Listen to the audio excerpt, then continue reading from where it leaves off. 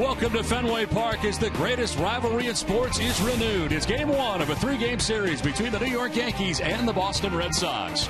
Welcome inside the broadcast booth, everybody. I'm Don Orsillo, as always, joined by Jerry Remy. Welcome to Red Sox baseball. Well, tonight the Red Sox take on the Yankees, and David Ortiz back in the lineup for Boston. Part of our Lows never stop improving. And Jerry, right now, everybody on that home run watch. Oh, they certainly are. 500 was certainly within his reach right now after getting a home run in the ball game yesterday against the New York Mets, his 28th of the season. So that means that David Ortiz now is 6 away from 500, and that's what the fans are here to see over this homestand.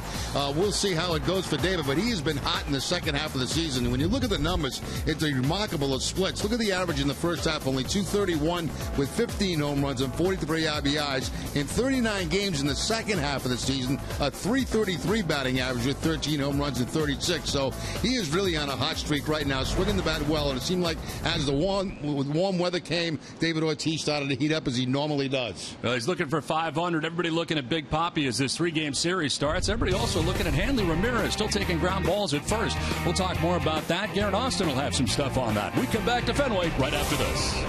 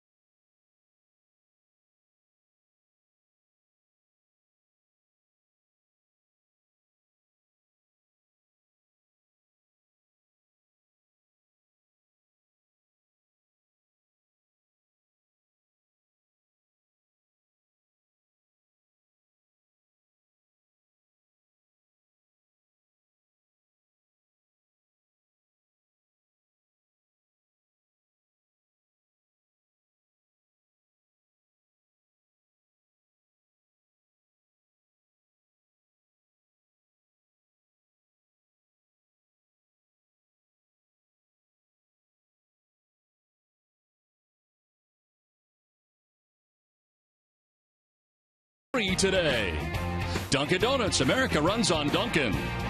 Toyota's website for deals via Toyota.com. DraftKings, the official daily fantasy partner of your Boston Red Sox. Uno's, committed to the craft of pizza since 1943. And by Southwest Airlines, book your low fare now at Southwest.com. Welcome back to Fenway Park as the crowd gathers for game one of a three-game series between the Red Sox and the Yankees. Well, certainly when the season began out in left field, Hanley Ramirez started the year in that capacity. There's no doubt as time has moved on and as the director and president of baseball operations is now new, there's a new plan for Hanley Ramirez. The question is, when will he play at this point and when will he play first base? With more, we check in with Garrett Austin. Garrett? Thanks, Don. That's right. Hanley Ramirez is out of the lineup again tonight. Interim manager Torey Lovello gave us an update on how Ramirez is doing and when we can expect him back. Hanley's doing okay. He was out there taking some ground balls today, but he is down for right now for any game activity because of some right shoulder soreness. He's going to be seen by our medical team and just continue to work through some conditioning behind the scenes as well as some shoulder strengthening. And hopefully get him out there as soon as possible. But we got to make sure we don't put him in harm's way. Well, tonight is game one. Ivan Nova on the mound for the Yankees, 5-6, matched up against Eduardo Rodriguez, 7-5. We're back with the first pitch from Fenway right after this.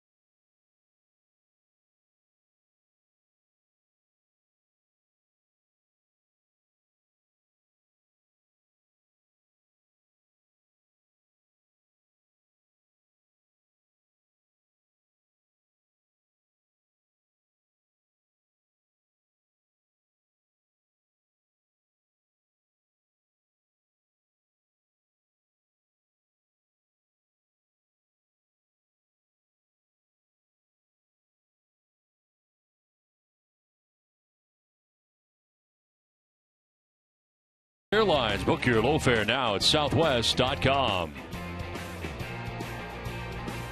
Well, looking back to Fenway Park on a beautiful night for baseball. Blue skies above as the Red Sox and Yankees begin this three-game series tonight from friendly Fenway, as the Red Sox return home after a very good road trip in which they're able to take 2 out of 3 from the Chicago White Sox and 2 out of 3 from the very good New York Mets. Well, the Yankees certainly in the midst of things right now in the American League East, and they are chasing the Toronto Blue Jays at the moment, as the Yankees are a game and a half back of the Blue Jays.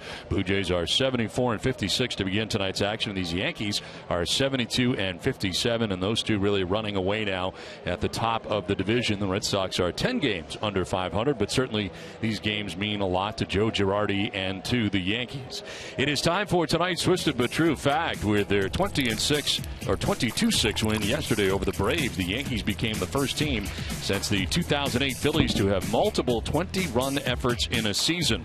Twisted Tea is the hard iced tea. It tastes like real iced tea. Be a little twisted.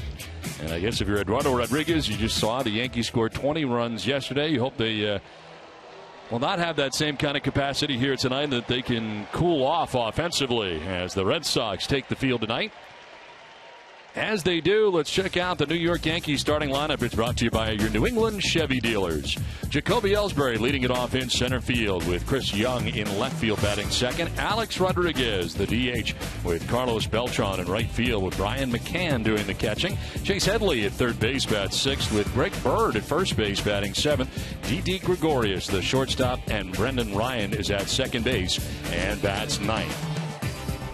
The Red Sox starting pitcher, presented by your local New England Audi dealers. Eduardo Rodriguez on the mound for his 17th start of the year. Comes in at 7-5 with a 4.39 earned run average, 69 strikeouts to 27 walks, and opponents hitting at 246 against Rodriguez.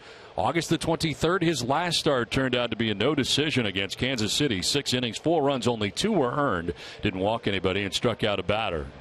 The Red Sox defense is brought to you by Southwest Airlines. They are 10th in the American League with 79 errors on the season. Pablo Sandoval will be at third base. Xander Bogaerts, the shortstop. Brock Holt at second, and Travis Shaw, the first baseman.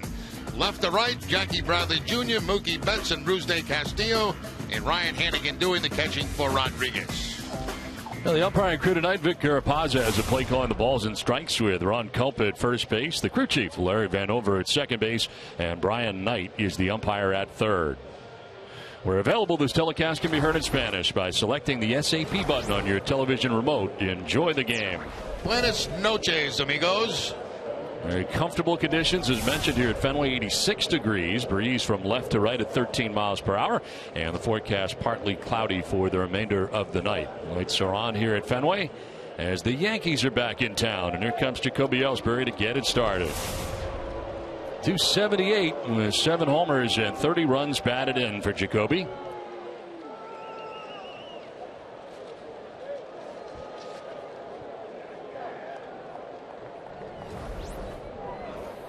The last 41 games, Ellsbury has been powering up 6 home runs after just getting 1 home run in his first 40 games of the year. So a total of 7 home runs on the year for Ellsbury. Rodriguez ready to work, and the first pitch of the ball game is in there for strike 1 or more underway. Now, that's the third time this season that Rodriguez has faced the Yankees. He's 1-1 with a 2.70 ERA in those 2 starts against New York.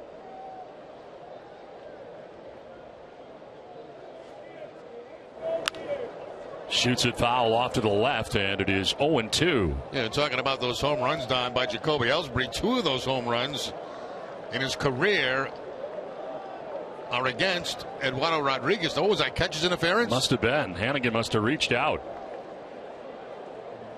Let's take one more look at it. Let's see if there's contact with the catcher's mitt. Sure was. Yep.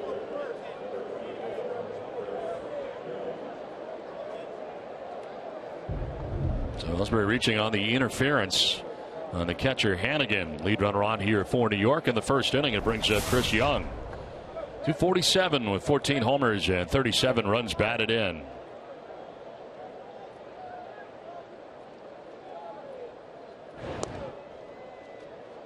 Not great stolen base numbers for Jacoby. 17 on the steal, has been caught 8 times. Generally, we see those totals much higher for him.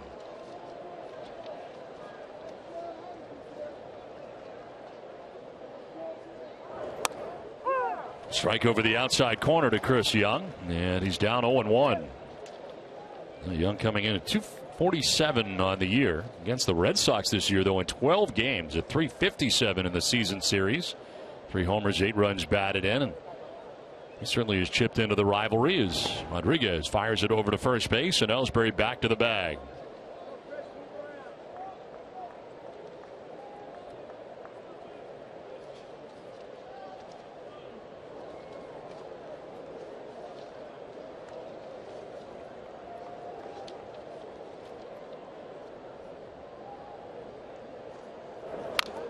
Rolled over foul, and it's 0-2. A change up that time from Rodriguez away from Young. A ball probably off the outside part of the plate, but he chases it anyway. There's that change up grip from Eduardo Rodriguez, and topped and off the body of Chris Young. A lot of fastballs from Rodriguez, 72%, 12% the sliders, and 16% changeups. The Red Sox have won 6 of his 9 home starts, including 5 of his last 6 here at Fenway Park.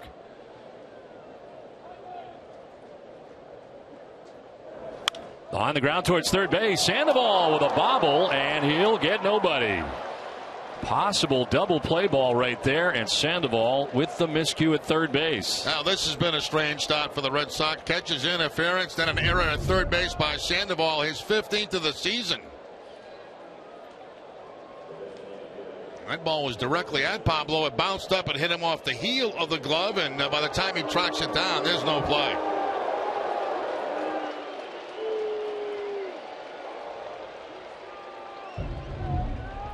Runners at first and second with nobody out. Alex Rodriguez climbing in. An interference by the catcher, an error by Sandoval at third base, and right now Red Sox have been charged with 2 errors. Hannigan does get an error on the interference. So runners at first and second, and A-Rod will take a look at strike 1. He's also got good numbers against the Red Sox this season, but also against Rodriguez. 3 for 6 with a home run. Tonight's key matchup brought to you by Honda. Start something special with a great deal on a Honda. 349 against the Red Sox this season.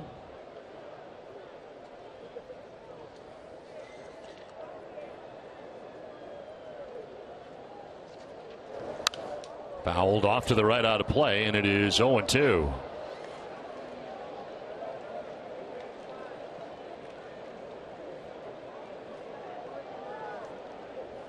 Alex Rodriguez with a 2-run pinch hit single in the 7th inning of Sunday's win in Atlanta yesterday, before being removed by a pinch runner in yesterday's game.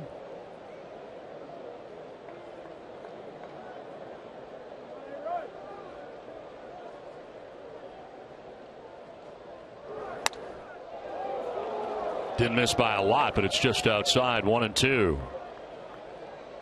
That's a good 0-2 pitch right there by Rodriguez. Something that's very tempting for Rodriguez to swing at, but not a strike. Up and away from A-Rod. 680 career home runs for Alex Rodriguez. That's here with 2 on, nobody out in the first inning. And a foul off to the right out of play.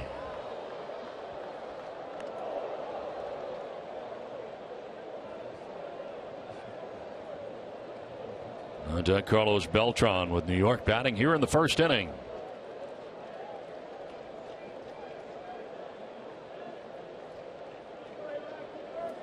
Center fielder Mookie Betts over towards right center. Big gap out there in left center field.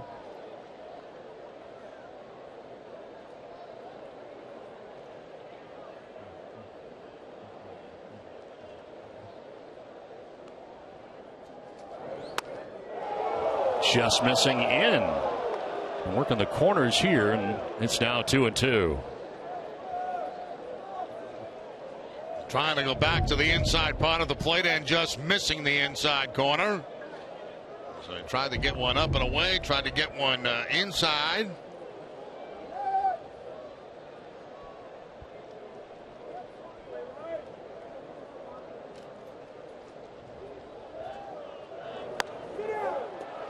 Full count now. So the 2 errors committed here in the first inning have runners at first and second with nobody out.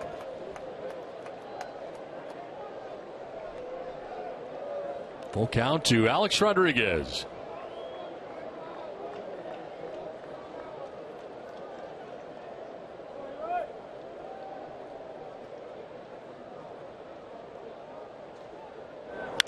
Line to left and a ringing single as Ellsbury will be stopped at third base. Bradley gets it back in quickly, and the Yankees have the bases loaded with nobody out. That's a good at bat by Alex Rodriguez. I mean, he took a couple of very tough pitches, finally got himself a fastball he could handle. The fastball on the inside part of the plate, and a line shot hit so hard that Ellsbury could not score from second base. Jackie Bradley Jr. stumbles a little bit, but able to get that ball back in, and very quickly here, the bases loaded for the Yankees. Now 4 for 7 against Eduardo Rodriguez is Alex Rodriguez at .571. Bases loaded, nobody out. Carlos Beltran, the batter. Sits safely in 22 of his last 24 games. And he takes ball 1. 3 for 5 yesterday, and he totes a .282 average coming in. 13 home runs and 47 runs batted in. Ken Betts in right center. Pretty healthy gap out in left center field.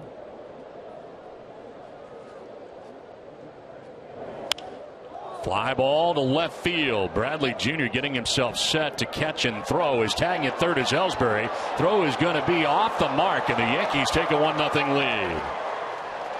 Sac fly for Carlos Beltran, and New York scores first. They are checking third base to appeal, but he left on time, according to the home plate umpire Vic Carapazza. Yeah, and Jackie Bradley Jr. in left field got himself in very good position to make this throw. You got to see him. It's not that deep, but you got to see him get in position right there with momentum coming in toward home plate. I think the reason they're able to score Ellsbury is because that ball moved more towards center field and the throw a little bit off target by Bradley Jr. So forcing the issue was the Yankees and Jacoby Ellsbury, and it pays off. They take the 1-0 lead. First and second with 1 out, a run in, and a 1-0 Yankees lead as Rodriguez tries to really minimize the damage here in the first inning. That's the key, as Brian McCann now stands in. And he takes strike 1, got the shoulder out of the way, but it picks up the corner. On 107 games this year, he's got the 82 RBIs. Leads all major league catchers with 23 home runs.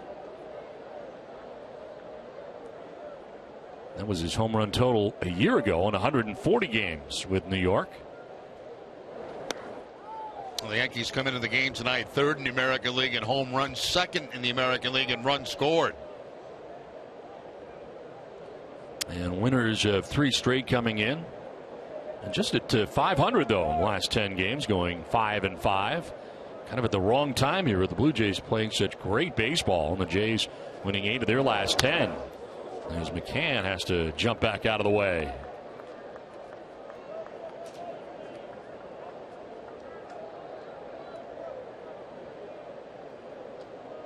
Certainly a little surprised by the way this Yankee season has gone. To be honest with you, I did not think they would be this good perhaps at the beginning of the year. The first one, we saw them early in the season. I didn't think so either. But, you know, you more than watched them as the season has gone on. They've stayed strong. They really have together. And, you know, it's kind of a veteran group, as you can tell. Fly ball to right field, sending Castillo back a few steps. He will make the catch out there and fire back in. Staying at second base is Young. The throw goes there, and there's now 2 outs here in the first inning. Well, you're right. Now Rodriguez is 1 out away from getting out of major trouble here in the first inning. Fly ball to Castillo. No way Chris Young was going to tag up at second base. Not that deep at all, and the throw really comes back into second, not even to the cutoff man. Gives you an idea about Eduardo Rodriguez. He's not out of it yet, but he's not your typical rookie. I mean, you look at it, you get 2 errors in a row, then a base hit by A-Rod. You're dealing with his live bases loaded, nobody out. You could implode a lot of rookies. Exactly right. I mean, it could be the end of the night for him very quickly. So right now, not out of the woods yet, but he does have 2 outs in the inning, and now here is Chase Headley. Headley at 277 coming in with 10 homers and 57 runs batted in. It is Chris Young at second, Alex Rodriguez at first, and 2 down.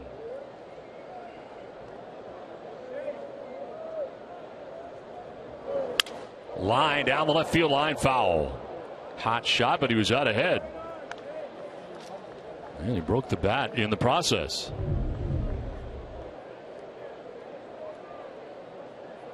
Up over the head of the third base umpire, Knight.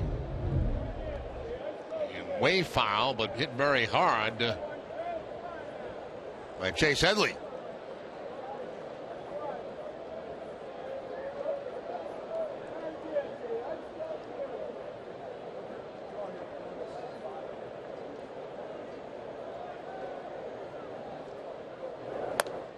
Outside for ball 2. Eduardo Rodriguez operating at 95 miles an hour.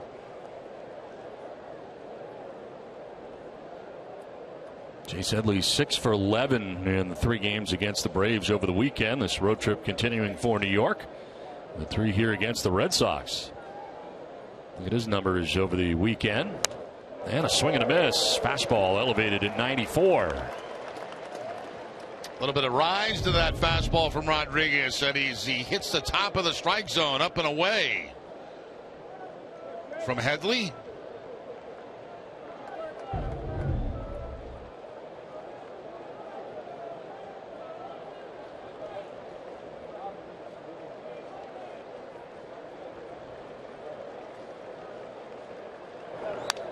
Fouled back. Another fastball, and it was up again. I thought he might go slide it down and in, but instead another fastball up and away, and that time fouled off. We'll see what they do now with Headley here in a 2-2 count, with Greg Bird waiting on deck here for New York. Run in for the Yankees on the sacrifice fly by Carlos Beltran. Picked up his 48th RBI.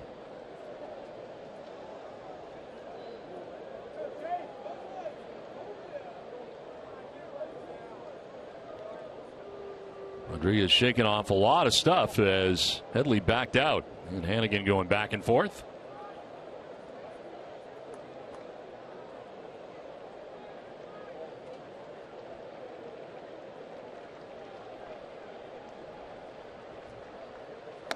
Strike 3 call, and Eduardo Rodriguez really does get out of it with minimal damage, just the 1 run. Red Sox coming up.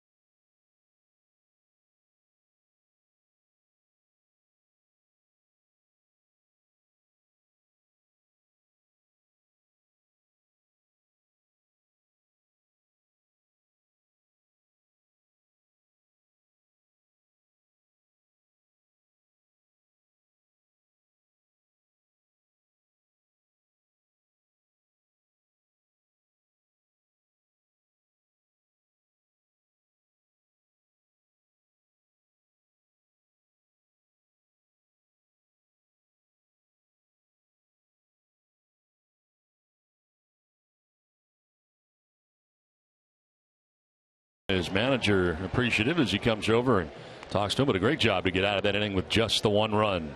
Now the Red Sox are coming up, and their lineup is brought to you by your Eastern Hyundai dealers. Mookie Betts leads it off in center field with Pablo Sandoval at third base. Xander Bogaerts at shortstop bats third with David Ortiz, the DH. Travis Shaw at first base with Rusney Castillo in right field batting sixth. Brock Holt is at second base with Ryan Hannigan doing the catching. And Jackie Bradley Jr. is in left field and batting ninth. The Yankees starting pitcher presented by New England Nissan dealers. Iman Nova on the mound, his 12th appearance of the year, 5-6 with a 4.50 ERA. As Mookie Betts takes strike one at the bottom of the zone. Last time out, a loss against the Astros, lasted just 4 innings, giving up 7 hits, 7 runs. Walked 4, struck out a batter. He has a 1-0 advantage even before he took the hill in tonight's game. Now pitching tonight with an extra day's rest is 5 games, 5-day rest for Nova, a guy that's coming off Tommy John surgery last year.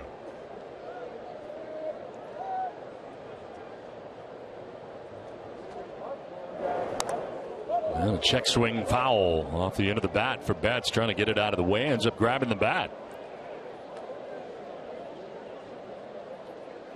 6-gamer coming into tonight's action at 286 along the way. A couple doubles, a triple, home run, and 3 RBIs mixed in.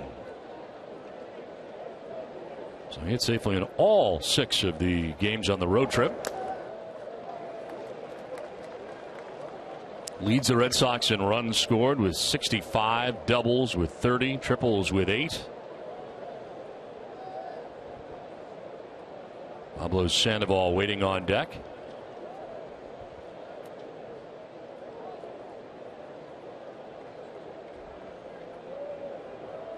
2-2 pitch. Reaches out and fouls it off to the right, out of play. A little bit extra on that fastball that time, 94 miles an hour. Alex Spear, the Boston Globe, pointing out the extra base hits. 22 or younger since 1975, and Jim Rice. 2-2 pitch.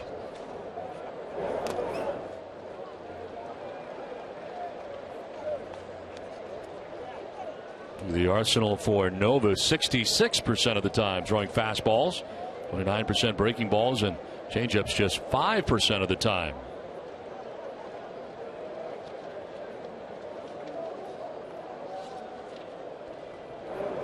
On the ground left side of the backhand goes Gregorius, and his throw in time to get Betts.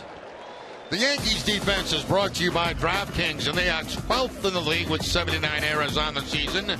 Chase Headley will be at third base, D.D. Gregorius to shortstop, Brendan Ryan at second, and Greg Bird at first base.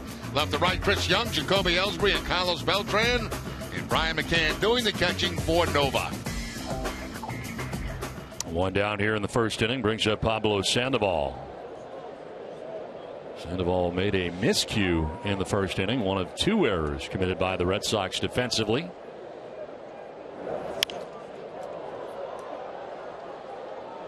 Pablo still batting in that 2 spot. That's where he's been now for better than a week, and it's a .251 average, 10 homers, 41 runs batted in. Only 3 for his last 21 is Sandoval. It's now actually 10 starts in a row for him in the 2 spot, and he'll foul it off over by the on deck circle.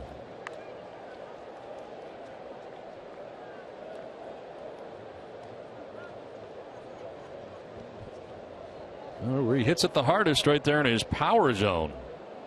Got a middle in right there for Sandoval. That dark red spot.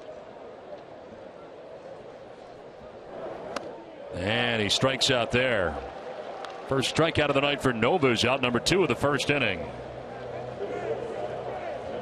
Looks like a curveball this time from Nova. I think the first one we've seen so far tonight from him. It stayed up in the zone, but no contact by Sandoval. That was just a little bit out of his hot zone right there to the outside. And not the speed that his hot zone normally is in either, coming in. So 2 down here in the first, and it brings up Xander Bogaerts. 3:15 starting tonight's action for Xander. Bogaerts 5th in the American League in batting average to start the night. with Miguel Cabrera on top, setting the pace in the American League at 358.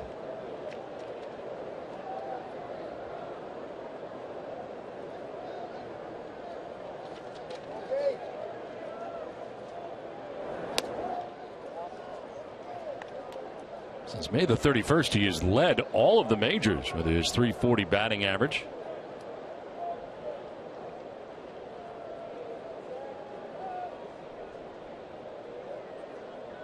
Led all major league shortstops in batting average at .315, and grounds one over Nova. Charging in is Brendan Ryan. Bare hands and throws not in time. Reaching at first is Xander Bogaerts. Infield hit. Ryan thought he had him, but we'll see if the Yankees are going to challenge this or not. Joe Girardi looking in. Nice barehanded play there by Brendan Ryan at second base, and made it very close at first.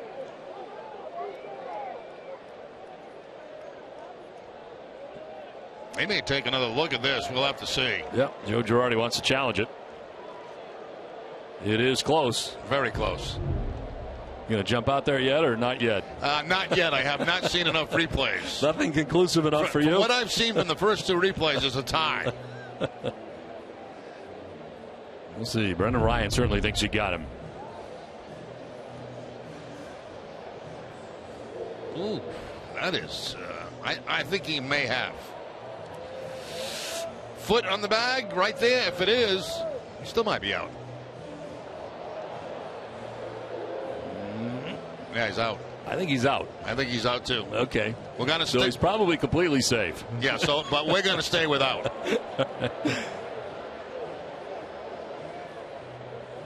I would love to know what our percentage is, because I think it's really, really bad. No, it's not good at all. No, it's very bad. Very bad. That's and we seem to get a lot of these first inning ones that were not even warmed up in the game yet. I would say we're like 38% of the time right. What do you think? Is that fair? Maybe less. Yeah, maybe less than that. Especially early. I do think he's out on this, though. I go back to this whole, is it conclusive enough? It is for me. Because if you think it's a tie, then... You know, for Xander's sake, I hope he's safe. But, yeah. I mean, I'm looking at this, and I'm thinking he's out. I'm thinking he's out. I'm sticking with out.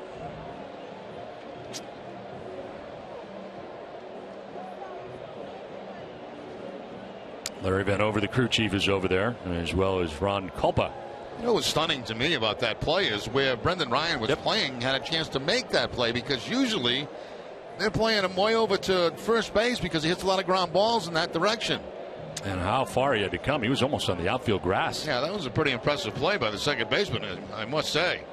Used to be a very good shortstop. Look where they played him. Yep. I think that's the first time we've seen the shift on Xander Bogaerts. I would agree. And a lot of his hitting has gone to the opposite field, but a lot of the hitting to the opposite field has gone there in the air. Well, they're taking a good long look here. Very long.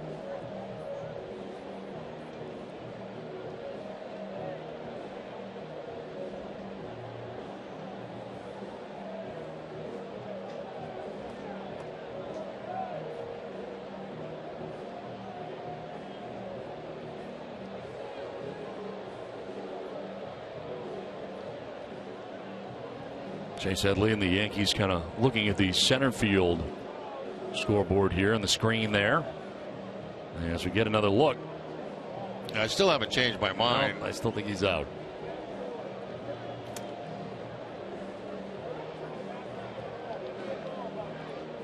Call on the field is safe. And see if the Yankees are going to have this overturned. The first challenge of the night comes from Joe Girardi. Everybody that plays DraftKings, they're waiting anxiously for this decision right now.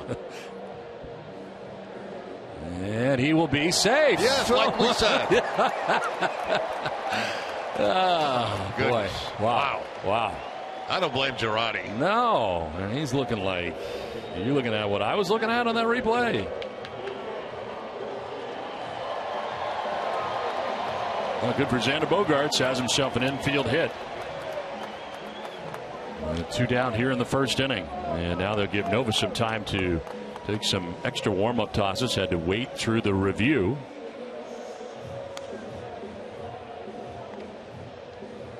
Well, yesterday, David Ortiz able to get his 494th home run.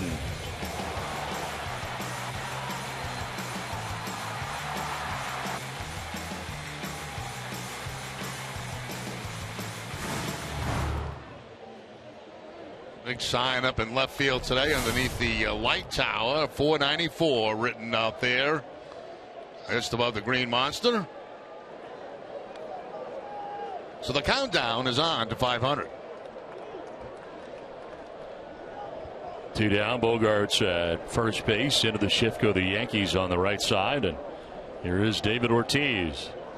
Time call. Big Papi backs out. Tell you one thing, Don. There's not a job available in New York for us because we are horrible on those calls. Really bad. I mean, awful.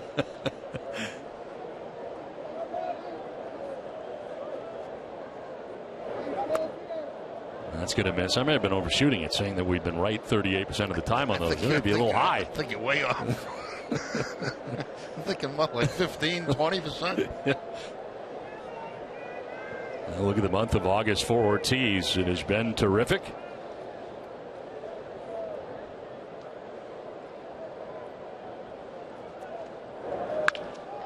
Ground ball right side. Ryan in short right in the shift to throw out David Ortiz and end the top or the bottom of the first inning.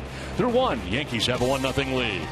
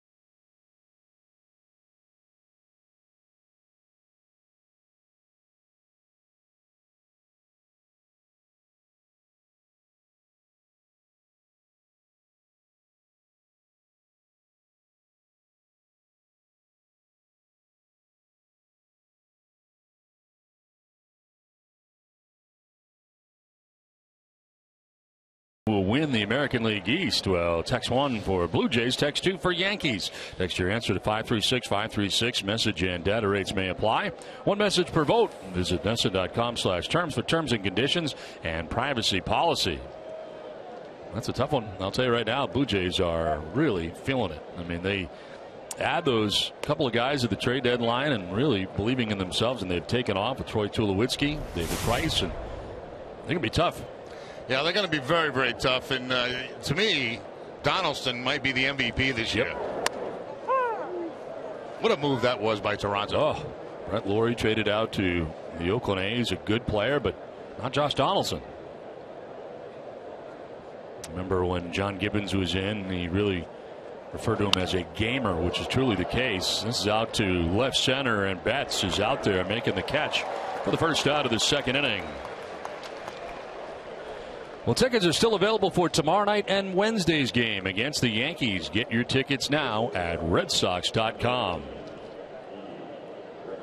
One out here in the second inning, and I'll bring up Didi Gregorius.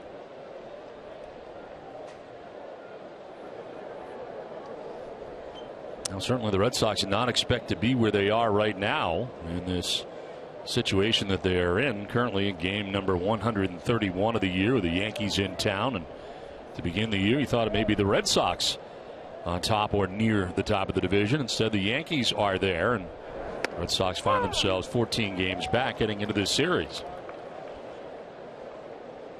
You look at a lot of the expert polls in spring training, and granted those are not often accurate, but at the same time the Red Sox are expected certainly to be at the top. But Joe Girardi's team has been very, very good. I think the one question, Jerry, I had about them was a little bit about their starting pitching to begin the year too. Yeah, and it's ended up being, okay. The starting pitching right now 9th in the league in ERA, 9th in runs. So so it's been okay. I think it's the offense. It's the home runs that have really made a difference for the New York Yankees. Back being the Bronx Bombers.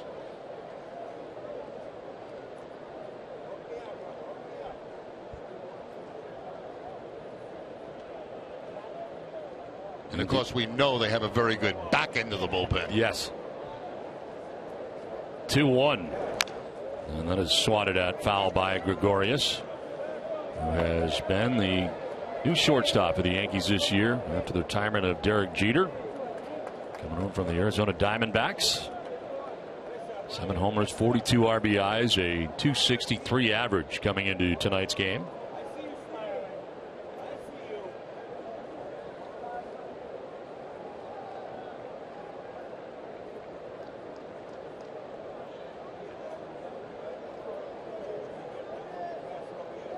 Center fielder Betts over towards left center. Good sized gap out in right center field.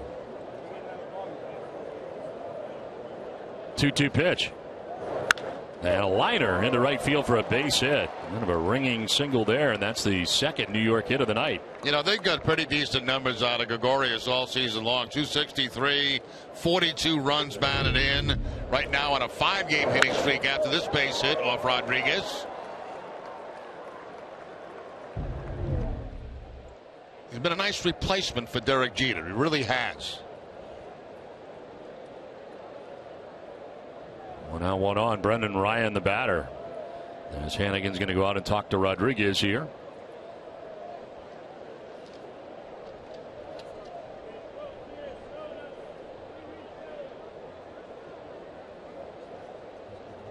Tonight's suits are designed by Joseph Aboud, custom made in the USA from fine Italian fabrics, available at Men's Warehouse. 1 out here in the second inning with Gregorius at first base. And Brendan Ryan standing in. Take strike 1. No change up that time. Change up inside part of the plate. Not sure that's where Rodriguez wanted it, but got the call strike.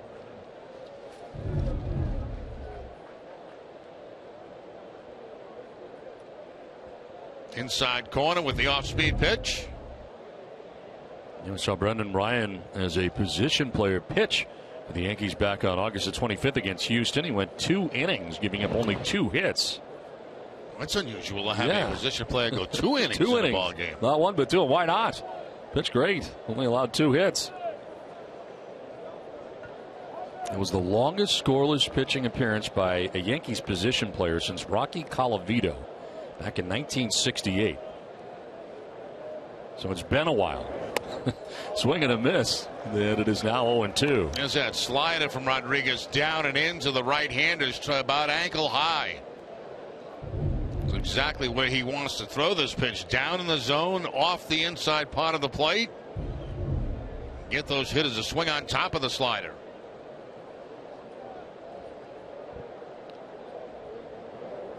Eduardo Rodriguez dealing with the number 9 man in the Yankees order right now. The runner at first. And Ryan sprays it foul off to the right out of play.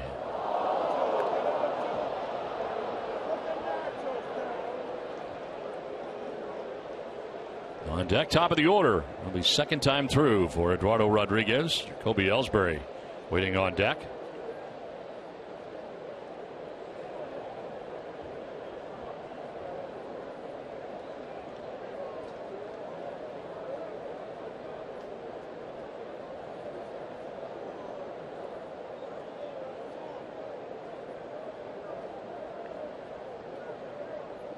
Time called, and Ryan backing out.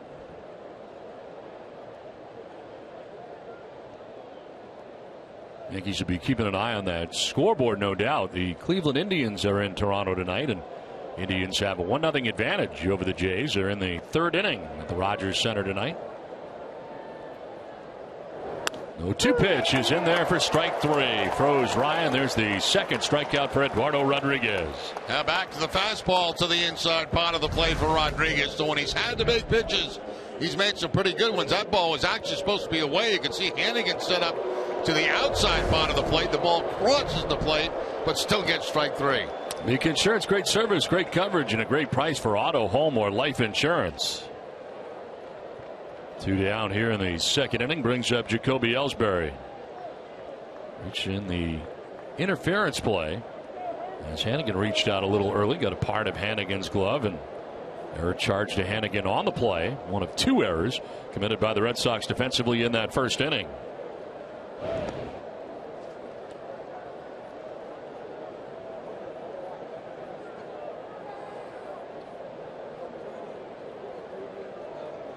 Time for Gregorius to run if he can get a jump, but with 2 outs, try to get in a scoring position. If you are thrown out, you have Ellsbury, the leadoff hitter, leading off next inning.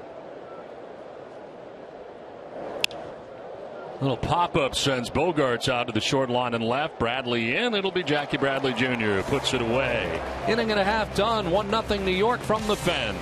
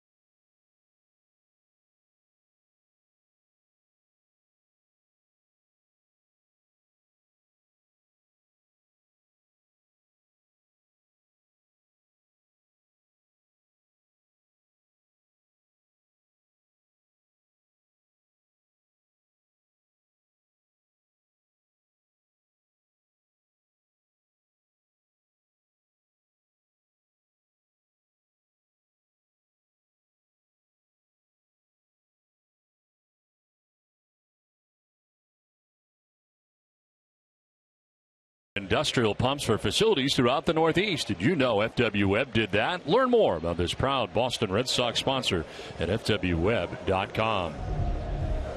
Now it's 1-0. Yankees have the lead. They got that run in the first inning, and the Red Sox are coming up here in the bottom of the second inning. First baseman Travis Shaw, Rusney Castillo, and Brock Holt to bat here in the second.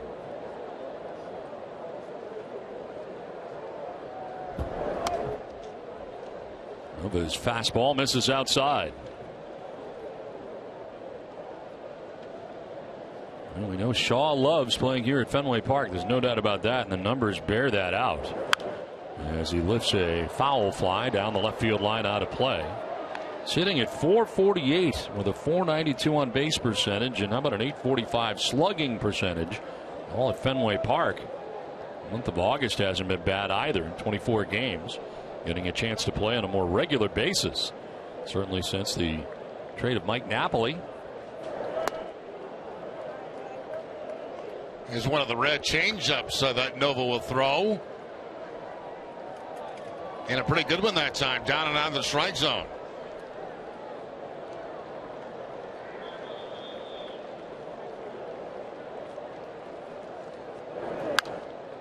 Fouled off to the left out of play, 1-2. You know, I've always said, and a lot of people think because of that left field wall, that Fenway Park is a great place for right-handers. Well, it is, but it's also a great place for left-handed hitters, too, because mechanically, if you think about hitting the ball to the opposite field off that wall, you're swinging the bat pretty well.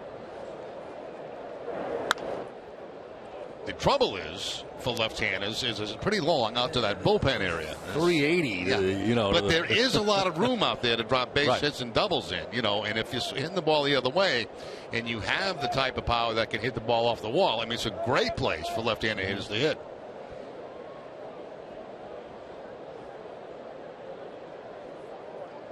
A 1-2 pitch. That's going to miss. 2-2.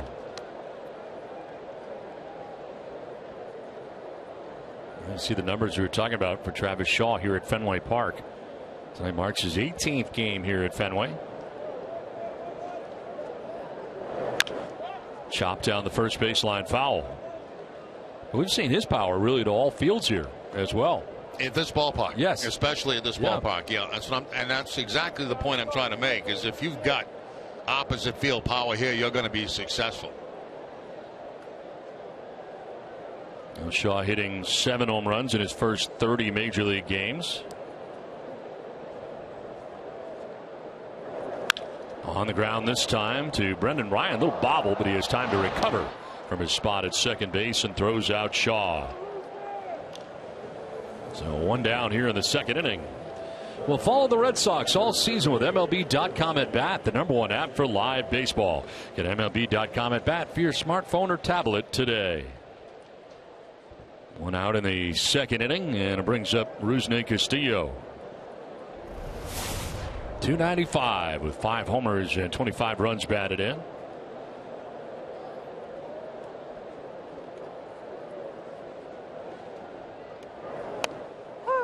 In there for strike 1 at the bottom of the zone at 93 miles an hour. About the month of August for Rusney Castillo, starting to settle into his major league career. .355. Think about him being off for a year and a half and not playing any baseball at all. Then he comes to the Red Sox, finishes off the year here, and then, of course, had all the injuries that he had during the offseason. They planned on him playing a lot more during the offseason, whether it be in the Arizona Fall League or winter ball. And it's really taken him this long into the season to get comfortable here at the major league level, and he has been comfortable. He actually missed some time down at Pawtucket too, being on the disabled list. So he shoulder. You know, he hasn't had a stretch where he's been able to play for a long period of time consistently.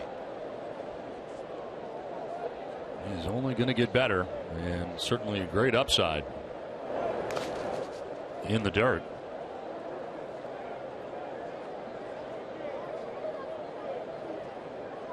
Brock Holt waiting on deck. The one word you hear a lot from scouts and from player development people is the word raw as far as his abilities. Now, granted, he's 28 years of age, but you see a lot of rawness in younger players, and it's sort of like he's starting later in that regard. This is too short on a couple of hops, and Gregorius' throw is in time, 2 down. That's something Torey Lovullo was talking about the other day. He was asked to rank, you know, maturity-wise at the major league level, and of course he had Mookie Betts first, he had Jackie Bradley Jr. second, he had Castillo third, and he said he's still very raw, you know, and I honestly believe that's because of the lack of playing time that he's had over the last 3 years. And I think obviously the more chance he gets to play, you know, some of that stuff goes away. He still makes some mistakes on ground balls in the outfield and stuff like that, but the talent is there. There's no question about that. And it does seem that the way he came up through Cuban baseball, that it is sort of instructed maybe differently than the way they do it in professional baseball here in the States. Yeah, I'm sure it's an eye opener when you get over here and you're playing with the best players in the, you know, that are of any place. Ground ball to second, and Brendan Ryan takes care of Brock Holt. It's a 1-2-3-3 ground ball out inning for Nova. 1-0 New York.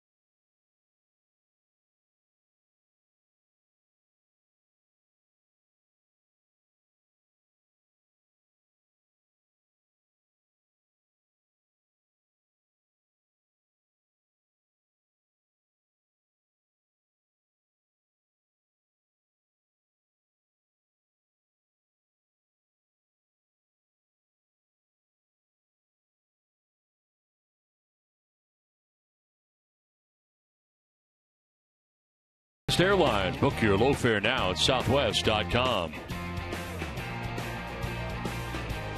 Back at Fenway Park. It's been a nice night here at Fenway. Yankees have a 1-0 lead right now as we head to the third inning. We'll see Dennis Leary, Jimmy Fallon, Stephen Wright, and more. The 21st Annual Comics Come Home at the TD Garden on Saturday, November the 7th. Proceeds benefit the Cam Neely Foundation for Cancer Care. For tickets, visit Ticketmaster.com. And leading it off is Chris Young here in the top half of the third inning.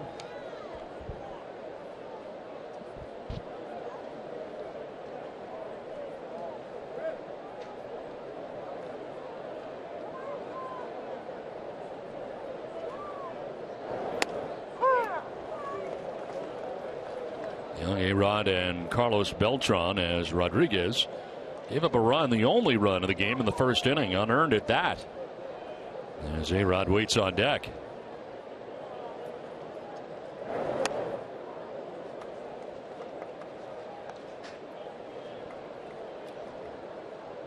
Chris Young reaching on one of the two errors the Red Sox made in the first inning. Error made by Sandoval at third base. On the ground to third, Sandoval with a tough hop up by the bill of his cap, and the throw in time. Able to retire Chris Young. Nice play by Sandoval at third base. Sandoval this time getting down. That ball almost bat hopped him right over the right shoulder. Puts his head down because he thought it was going to hit him in the face.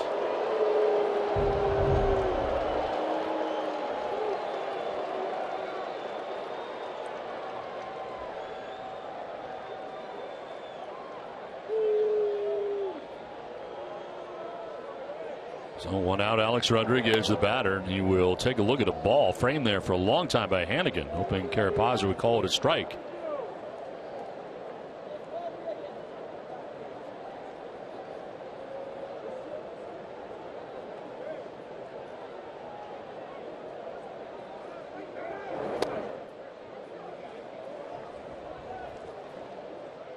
Alex with a single in the first inning. One of two hits for New York off Eduardo Rodriguez.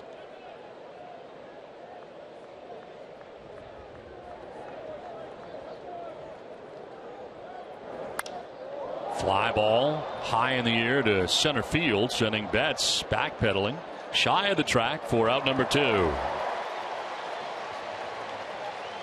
Well, the first 5,000 fans who attended the Paw Sox Rochester game at McCoy Stadium on Friday will receive a collector's edition Paw Sox baseball card set.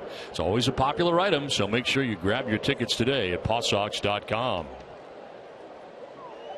Two down here in the third inning for Carlos Beltran. A sacrifice fly in the first inning, picked up his 48th RBI of the year. To center field, and again goes Betts back again, same spot, makes the catch. It ends the inning. 5 in a row retired by Rodriguez. 1-0 Yankees.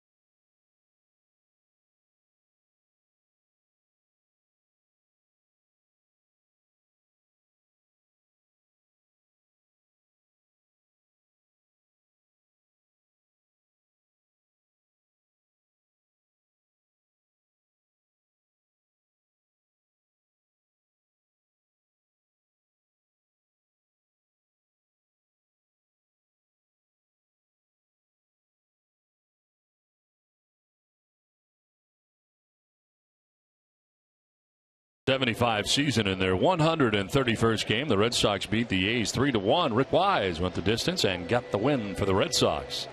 You know, one thing I'm noticing, Jerry, a lot of these guys in 1975 went the distance on a regular basis. A lot of complete games, right? It's unbelievable. Hasn't been that long either. Freddie Lynn still looks great shape. Lost a little moss, as we all do. Now Ryan Hannigan is going to lead it off here in the bottom of the third inning. Hannigan, Bradley, and Betts to bat in the third. Grounding one to short, Didi Gregorius. Throws out Hannigan, who's been nursing the sore calf. He is out number one of the inning. That is 5 ground ball outs in a row now for Nova.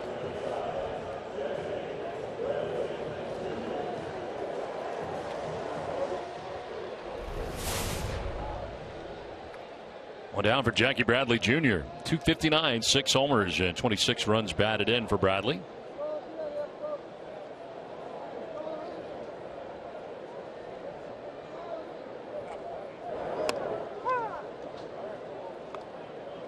Bradley went 3 for 9 in the series against the New York Mets. That included a home run, 3 RBIs, and the other guy's having a very good August.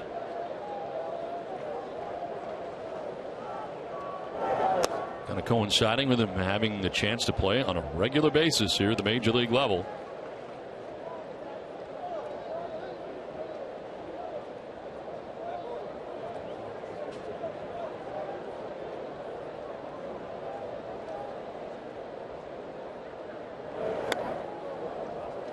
DraftKings.com is paying out over $300 million this baseball season. DraftKings has given out $34 million to Boston residents alone since the site launched.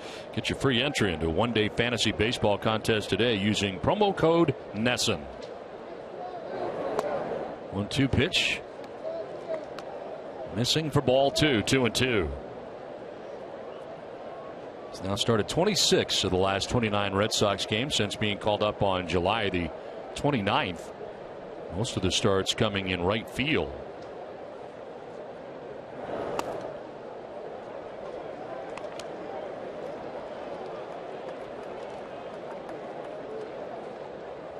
Doesn't seem to matter where you put him in the outfield, Jerry.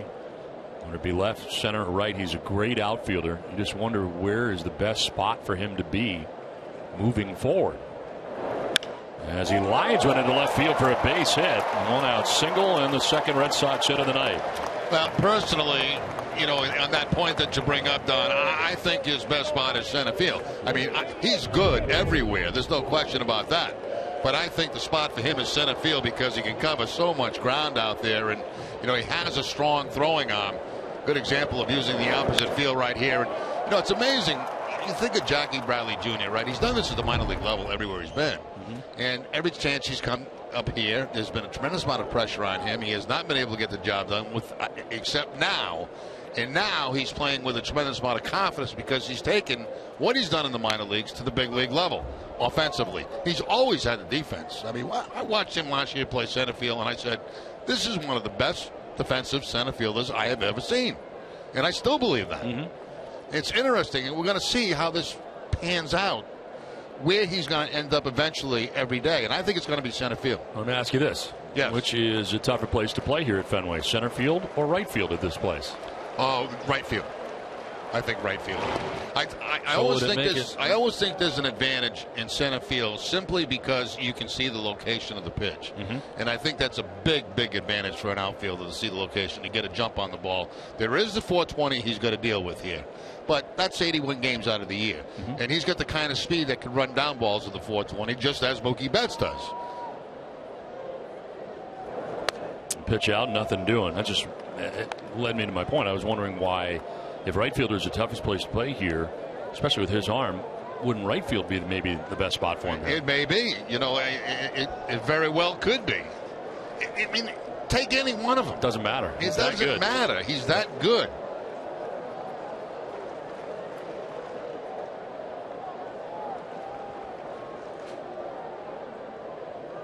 1-1 pitch.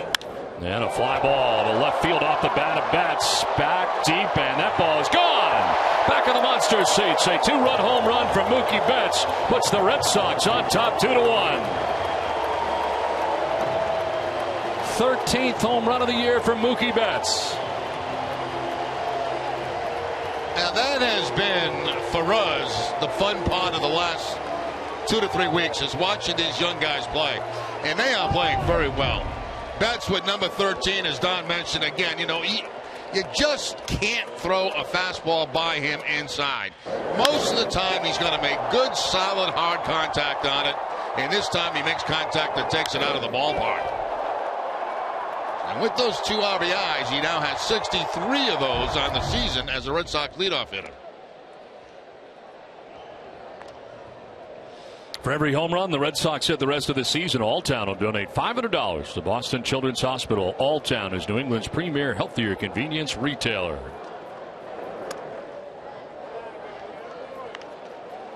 Now the Red Sox have taken a 2-1 lead here with a 2-run home run by Mookie Betts. Pablo Sandoval, a strikeout victim in the first inning, the only case so far tonight for Nova. It's jammed here and flips it foul off to the left, out of play. The other thing, Don, we were talking about, center field compared to right field, and where are most balls hit during the course of a baseball season? Right up the middle. Yep. And that's why, they just talk about defensive strength up the middle, catcher, second, short, center, because they see most of the action offensively. And that's another reason I say center field. Center field. Yeah. This is sharply hit, gathered it short by Gregorius. Yes, he's able to throw out Sandoval for the second out of the inning. So that begs the question, what do you do with Mookie Betts? Well, put him in right, I guess. You could do that because he's got the speed for it. Does he have the arm for it? That's the question. That's the question. And Jackie Bradley Jr. to me has a better arm. Would left field be a fit to Mookie Betts? Yep. You have a lot of options, which is a good thing. Yeah. And believe me, I'm not taking anything away from the way Mookie Betts has played center field, because that's been great too. But I think Jackie Bradley is just something special defensively. High chopper to first. Bird fields and tags the bag that ends the inning. A 2-run home run from Mookie Betts has given the Red Sox a 2-1 lead.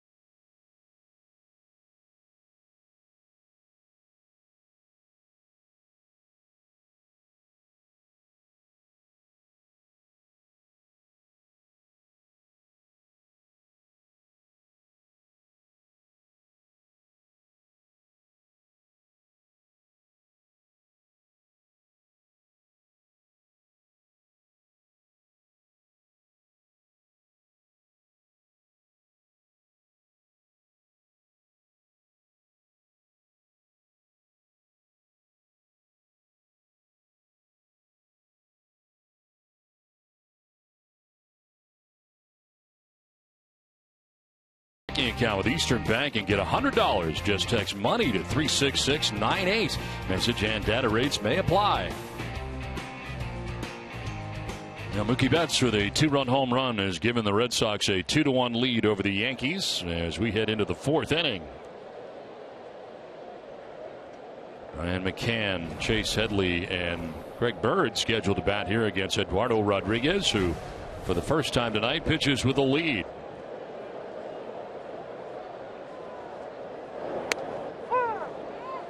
Can fly to right in the 1st inning.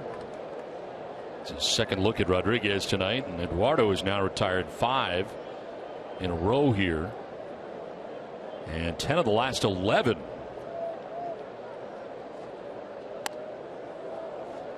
Could have been called a strike, but it's ball 1.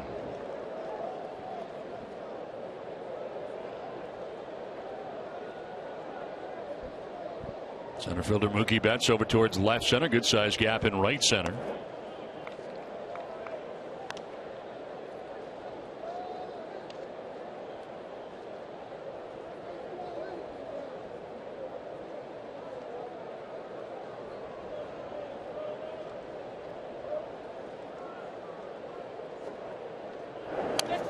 Inside again. Most of it has been, and it's now 3-1.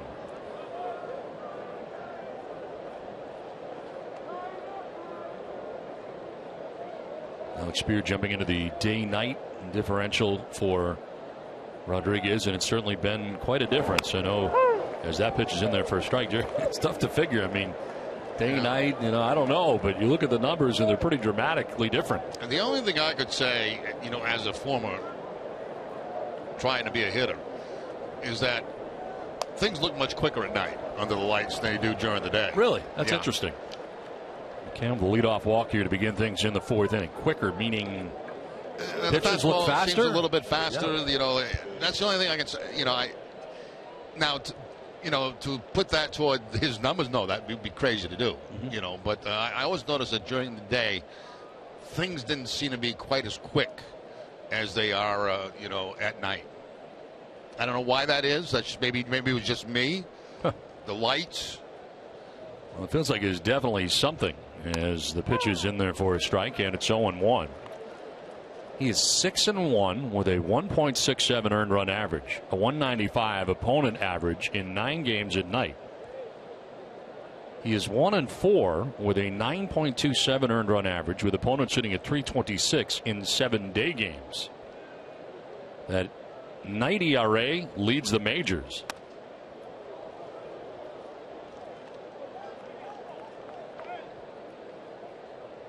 So it's a good thing that he is pitching at night here tonight, based on that. If you're looking for a stat, I guess that's a pretty good one. Yeah.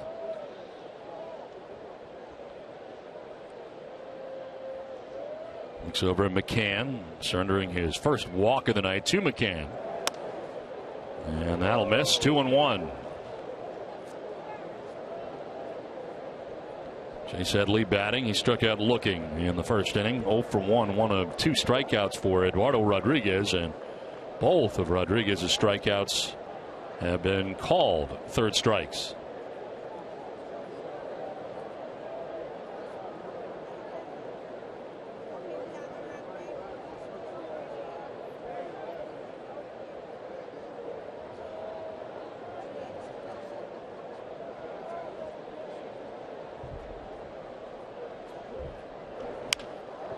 To left center field, falling fast. That's going to get in for a base hit. Bradley cuts it off.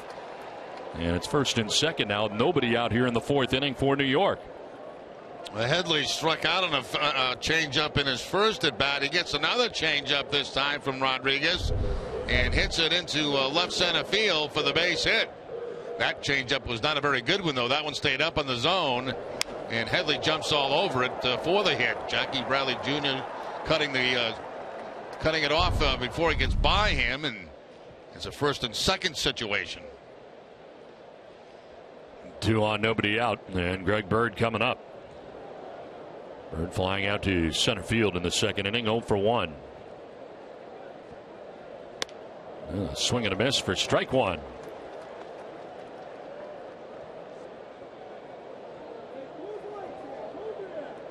Yankees scored first with a run in the 1st. Red Sox answering with 2 in the 3rd on the 2-run home run by Mookie Betts.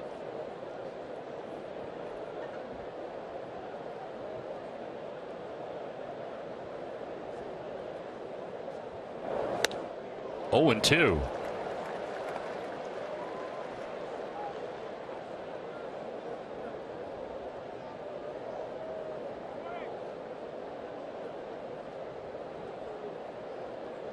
Yankees with 3 hits in the game.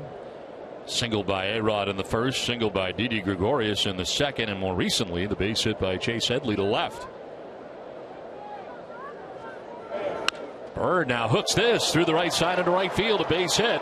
Brian McCann stopped at third base, and the Yankees have him loaded with nobody out here in the 4th inning. That's a good job by Bird, because on the 0-2 count he got the breaking ball, the slider from Rodriguez, and he's still able to hook it for the base hit. Now the slider was probably elevated too much for an 0-2 pitch, but still give credit to the left-hander for hanging in there on it. That ball's on the outside part of the plate, and he still hooks it for the hit. Ideally, Rodriguez would have liked that to have that down more in the strike zone or out of the strike zone, but also give credit to Bird for reaching out across the plate and hooking that ball for a hit. Now the bases are filled with the Yankees, and here is Didi Gregorius, who singled to right field in the 2nd inning, 1 for 1. And he takes strike 1.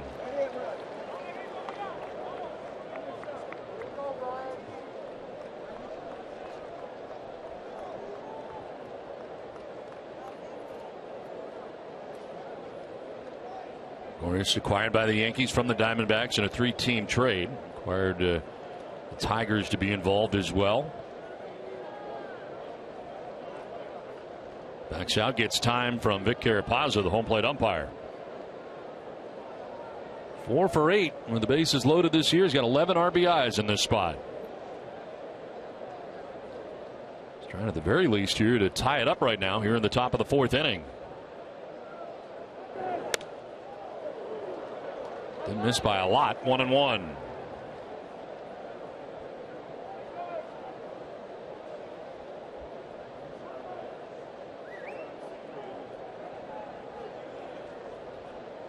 Bases filled with the Yankees here. Nobody out in the 4th inning.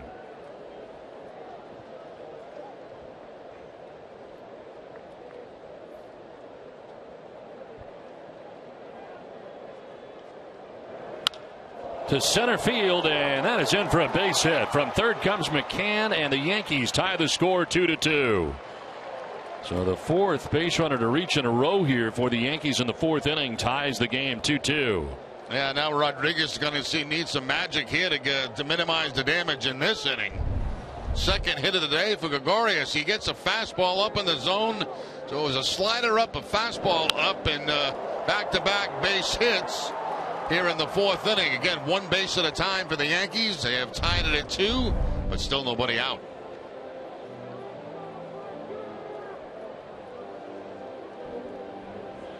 Well, don't miss WB Mason Extra Innings Live right after the game. TC Eck and Steve Lyons will break down tonight's game. You'll hear from Eduardo Rodriguez. Whatever, whenever, wherever. Who but WB Mason?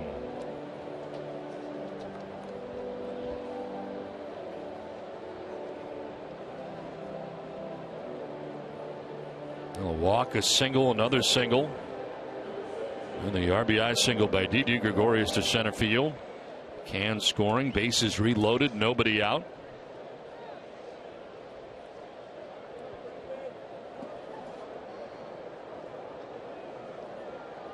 Brendan Ryan, the batter, a strikeout victim in the 2nd inning, 0 for 1.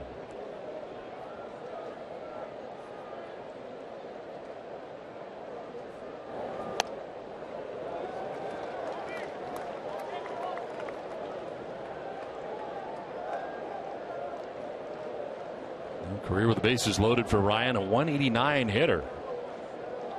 2 for 3 this year in that category.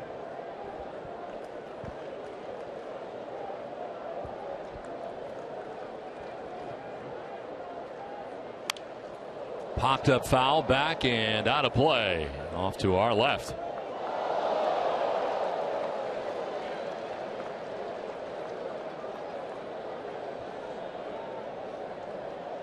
Kevin Gregg. You're kidding. No, he's got it. Director of Public Relations for the Red Sox got it in his hand. I don't know if he caught it or not. I was explaining how. Yes.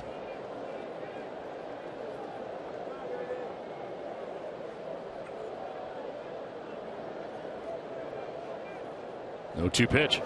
And that is down and in, 1-2.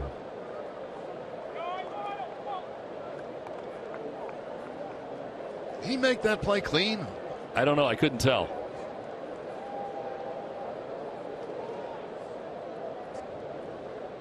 Kevin, did you make that play clean?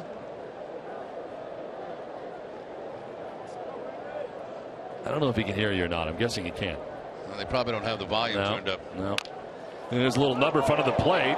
Erod coming home for the out there. So Eduardo Rodriguez with a good play, had it right in front of him. But still, tough play when you're coming in like that. He flips to the plate, and they're able to get Chase Headley for the first out of the inning from 1-2. Yeah, it's always dangerous when you go down with that bare hand, and you hope you're able to hold on to it, and he does, and then able to flip it to Hannigan. Now look at the runner come in trying to take Hannigan out. That's pretty much fair game. You like a second baseman all of a sudden because you don't want that catcher being able to throw to first to get the double play.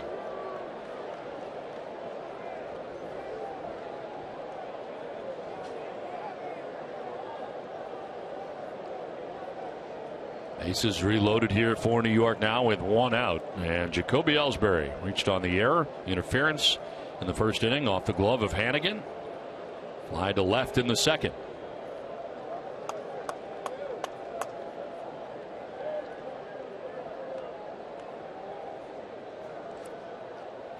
Ellsbury will take ball 1 outside.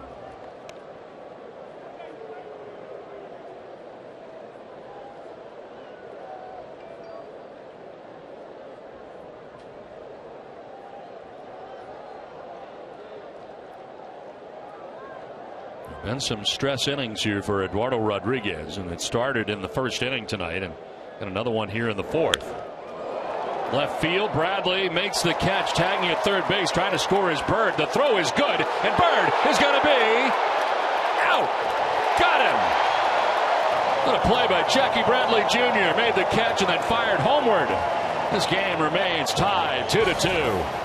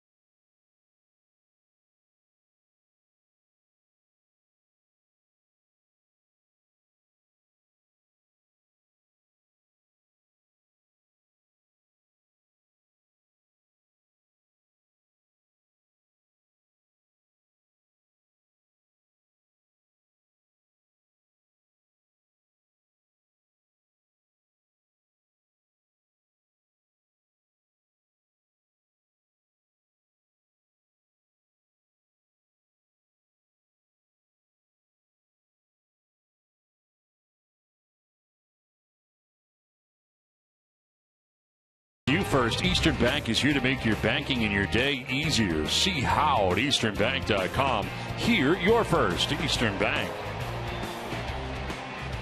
Well, the Yankees have gotten a run back to tie this game 2-2. Another tight contest tonight. It seems like they've all been like this lately.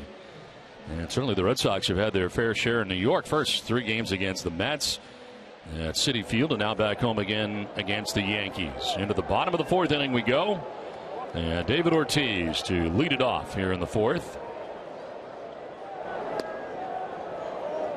David grounded out to second base in the 1st inning.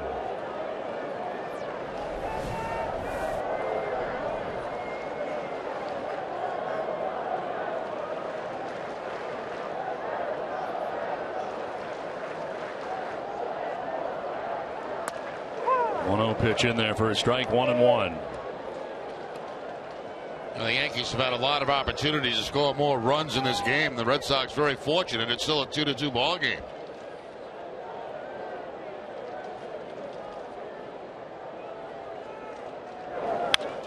David taking it the other way into deep left. Young going back at the wall. It's gone. Home run number 495 for Big Papi, right off the ledge and above the monster and left. Red Sox take a 3-2 lead.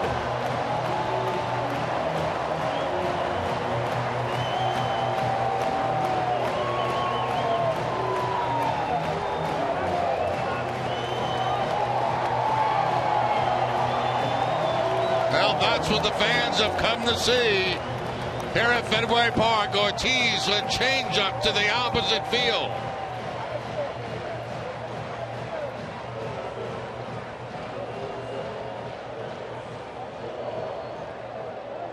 And they've already changed the sign to 495.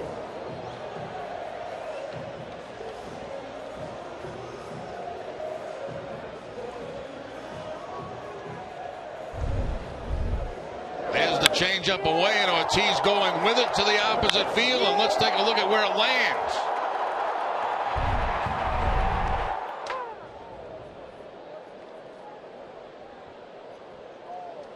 '50th pitch coming up here for Nova as Travis Shaw gets his second look at Nova tonight.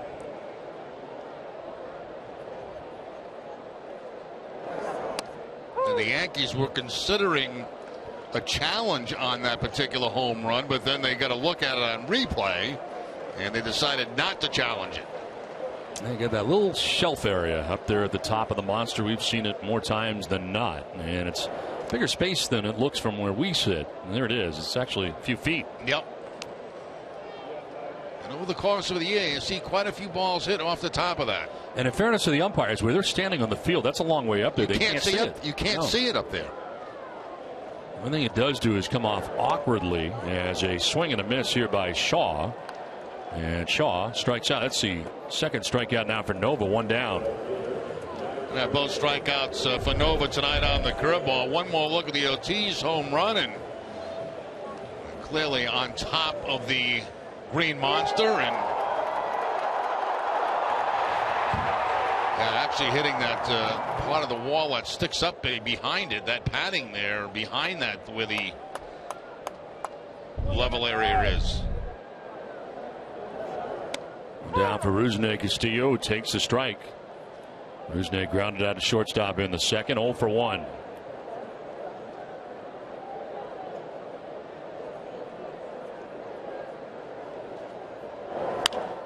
To left, playable for Young. 2 down in the inning. So Nova settling down after the leadoff home run by Ortiz to get the next 2.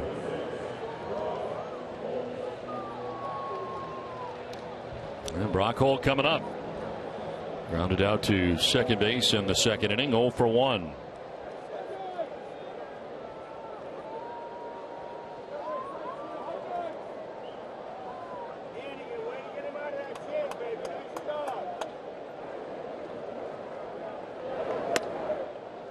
It's interesting. We had a graphic in the open. Maybe we can pull that up of David Ortiz's first half of the season compared to the second half up to this point. Yep. And it's a remarkable difference number-wise. You know, you look back, and it wasn't that long ago that you said there is no way he's going to get to his normal 3,100. You didn't think so? No. You didn't think so? No. And it's certainly a possibility. I mean, it's amazing. Well, he's certainly got 29 home runs now, so he's gonna get over 30. The 30 part we feel very confident about. But still. Under the glove of the pitcher, but Ryan, the second baseman's got it, and his throw is in time to end the inning. Now, David Ortiz with home run number 495 of his career has put the Red Sox on top 3-2.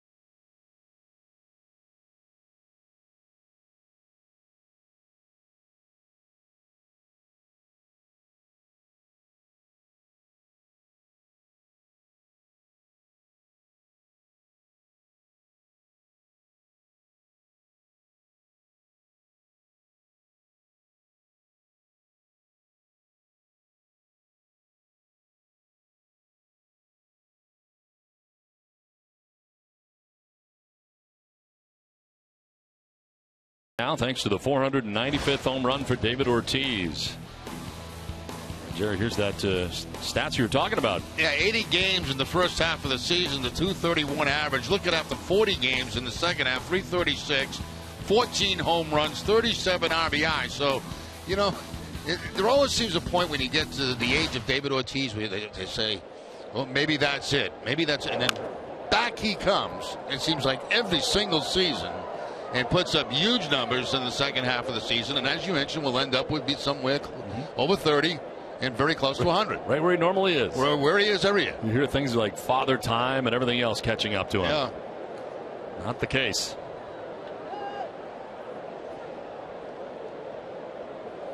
Chris Young leading it off, his third look at Eduardo Rodriguez in the game tonight.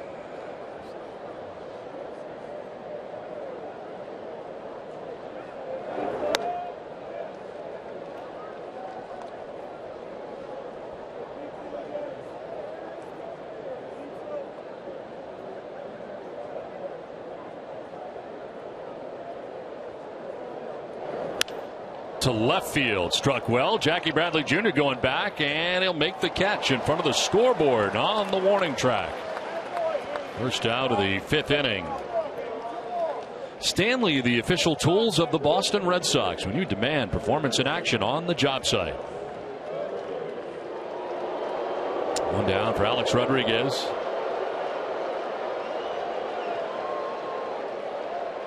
I would have to say, Jerry, over the years, Alex Rodriguez, the loudest boos of any other player that I can think of over the years here at Fenway Park. Yeah, it reminds me, you know, in a Yankee uniform of Reggie Jackson. Okay.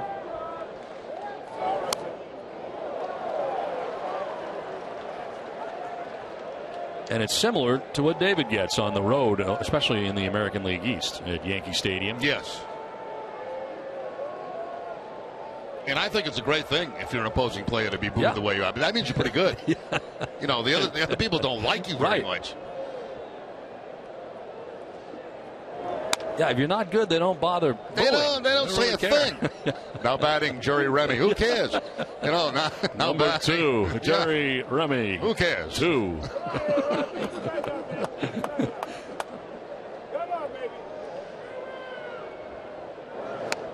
Swing and a miss, and it's 1-2. Kind of cheer the swing and misses like from A-Rod too, like they did with Reggie Jackson.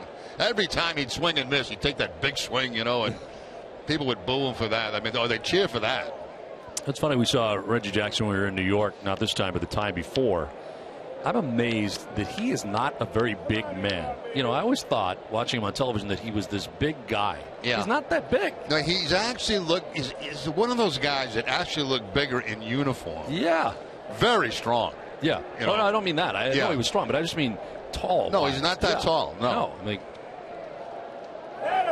1-2 pitch. He'll like this. A-Rod strikes out. It's a third strikeout for Rodriguez. 2 down. Yep, fastball up and in on Rodriguez. From Rodriguez. First pitch, fourth pitch, just about the same spot. And the strikeout. Yeah, you're right about Reggie. He really is not that tall of a guy, but he's so, he was big, especially back in those days. He was huge. And he was certainly an entertainer. There's no question about that. Love him or hate him. I mean, he was a guy that you wanted to see play. He was listed at 6 feet tall, 195 pounds. 195? Yeah. Down the line, off the bag, it changed direction and goes down to the corner, it looked like. And down to play it is Bradley. To second base with a 2-out double goes Carlos Beltran. Well, he's not 6 feet tall now. No, you think he's shrinking? I think we all are. Get to a certain point, we start going down. I mean, you were 6'2" at one point, right? Yeah, exactly. Yeah. Well, that hit the third base bag on Sandoval, and he kicked right under him as he went to going into the dive.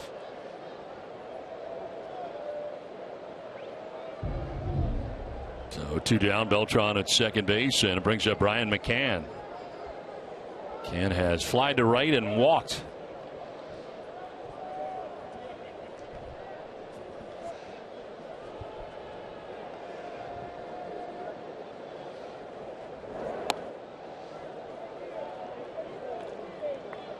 Young flied out to left. Rodriguez struck out. A double for Beltran, who's at second base with 2 away. Got it here pretty good too in a Yankee uniform. Who's that? Roger Clemens. Oh, that's right too. Yeah. On the ground, foul towards the end of the dugout. Johnny Damon. Yes.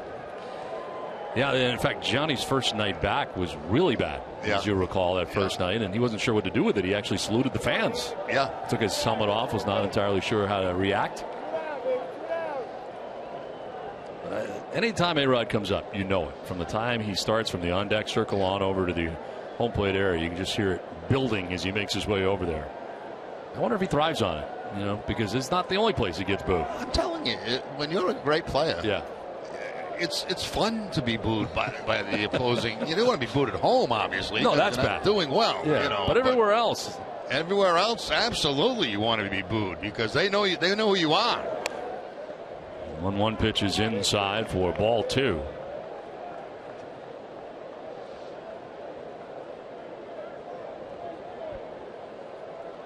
Brian McCann has flied to right and walked in this game.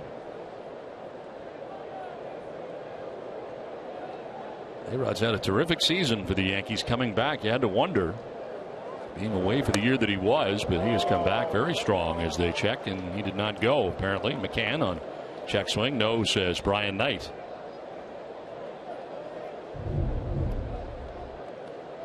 I think he did a good job holding up. Did McCann right there.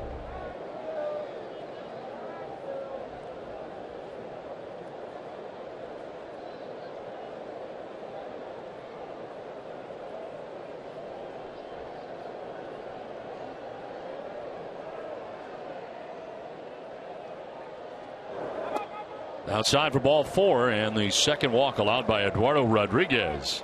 And both times it's been Brian McCann. Well, get immediate care without leaving the ballpark at the Beth Israel Deaconess Medical Center First Aid Station behind Section 12 on the lower concourse. BIDMC is the official hospital of the Boston Red Sox. Yankees threatening here with 2 outs and 2 on here in the 5th. And Chase Headley, the batter. He has struck out and singled, the 1-for-2 night for the Yankees' third baseman. Yankees keeping an eye on that Blue Jays game tonight, as you might imagine. As the strike in there, Blue Jays have now taken a 2-1 lead over the Indians. They're in the 6th at the Rogers Center. Game and a half between the Jays and the Yankees, and what's going to be a fun race down the stretch. And we are down the stretch with September 1st tomorrow. In the dirt, nicely picked by Hannigan, at least blocked. Rodriguez trying to go to that slider down and in on Headley, and a little bit too far down, not one that Headley will swing at, and Hannigan has to come up with the block. The ball will come back to him a little bit, as you can see, because of the spin.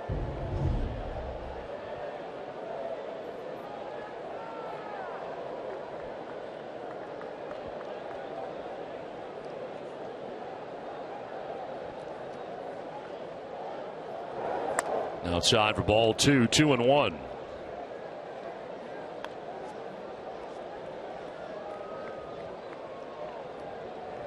Rodriguez trying to coach himself out there in his delivery right now.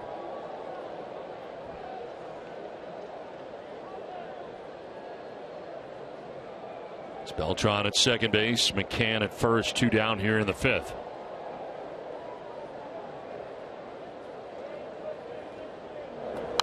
Fouled off to the right, out of play. 2-2. Nice grab to our right by a fan. I was getting up there in a hurry.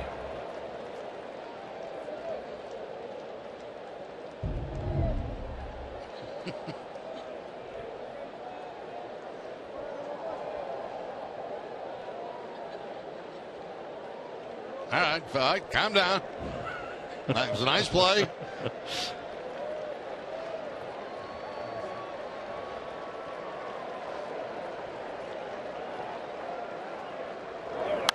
Headley fouls off another down the right field line. 86 pitches right now for Eduardo Rodriguez, working with 2 outs in the 5th inning. With Greg Bird, the Yankees first baseman, waiting on deck. And now Hannigan going out to talk to Rodriguez.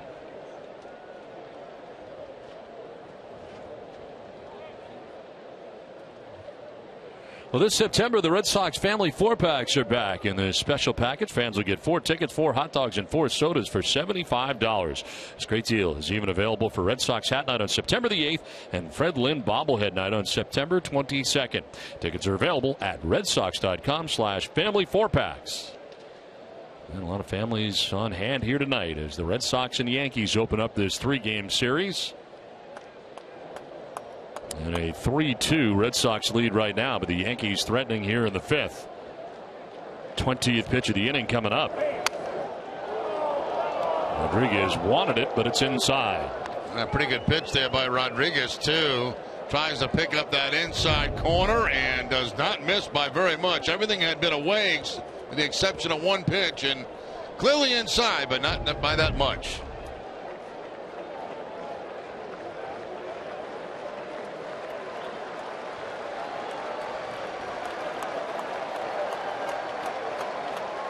Runners going, and it's inside for ball 4. Back-to-back walks allowed by Eduardo Rodriguez.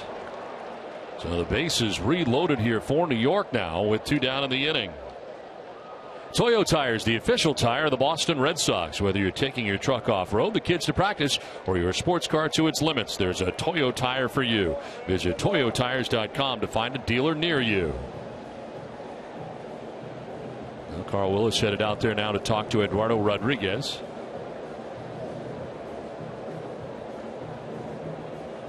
Got 2 outs in the inning, give up the double to Beltran, but he walks McCann and Headley, and now the bases are loaded with the tying run 90 feet away for New York.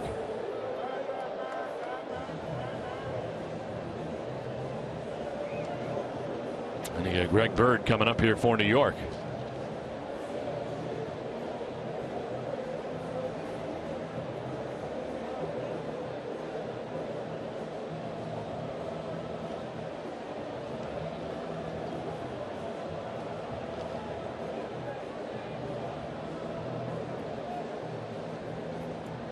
Eduardo Rodriguez's pitching line brought to you by A's Ticket. 4 2/3, 6 hits, 2 runs, 1 earned.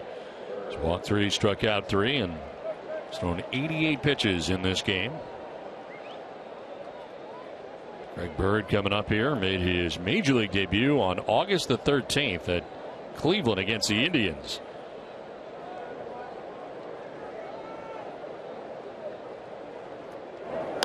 And he takes strike 1 over the inside corner. Remember last time up, he hit a slider away from him and hooked it for a base hit. That time they start him off for the fastball inside.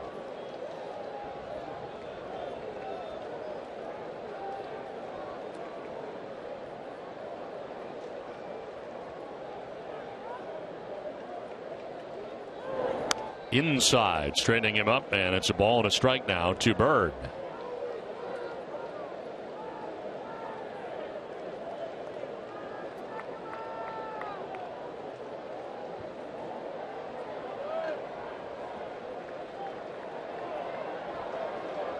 Coming into tonight, Rodriguez has walked only 1 lefty, and tonight he walked McCann twice.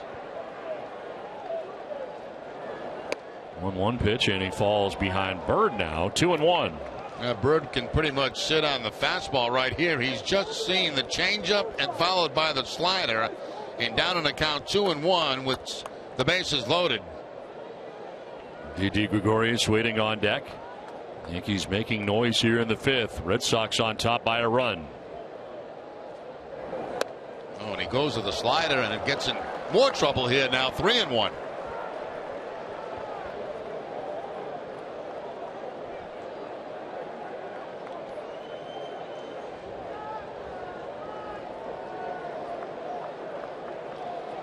Beltran at third, McCann at second, Headley at first, 2 down. And a foul back, battling back, full count. Now everybody be on the move. 4th full count of the night for Eduardo Rodriguez. Bases loaded, 2 down. Full count, 3-2 with 2 down.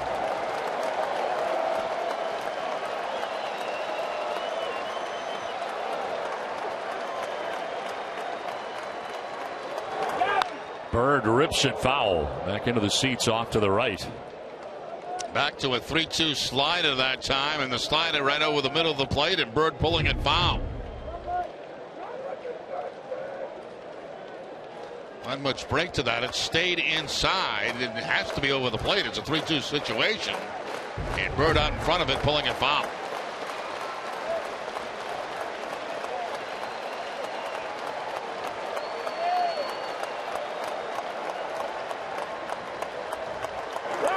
Bird fouls back another, and he'll see an 8th pitch in this at bat. Back to the fastball at 94 miles an hour.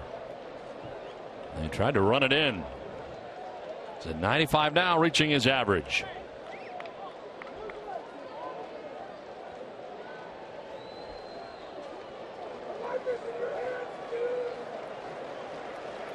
He's had to throw 28 pitches in this inning.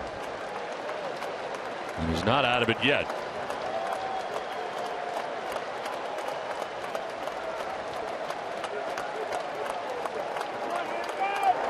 Swing and a miss. Now he is out of it as he strikes out Bird with the bases loaded. His 4th K. Red Sox still have a 3-2 lead. Let's take a look at the box score.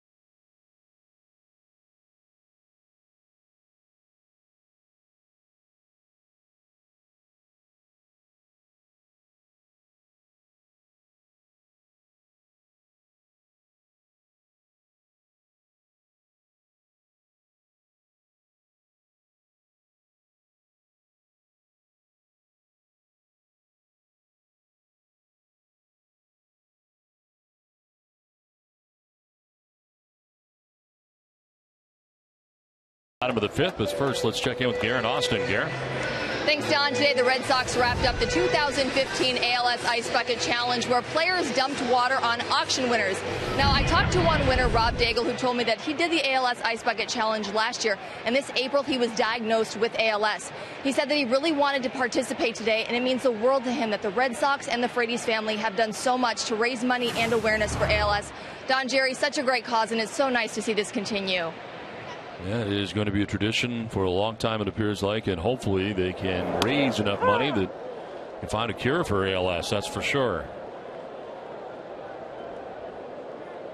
Now Ryan Hanigan leading it off here in the bottom of the fifth inning. Hanigan, Bradley Jr., and Mookie Betts. Red Sox holding on to a 3-2 lead. The Yankees threatened but did not score in the top half of this inning.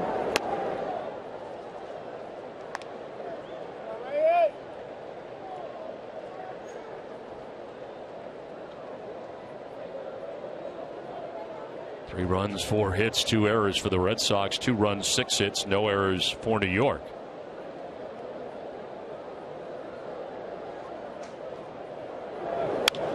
Line to left, and that's in for a base hit in front of Chris Young.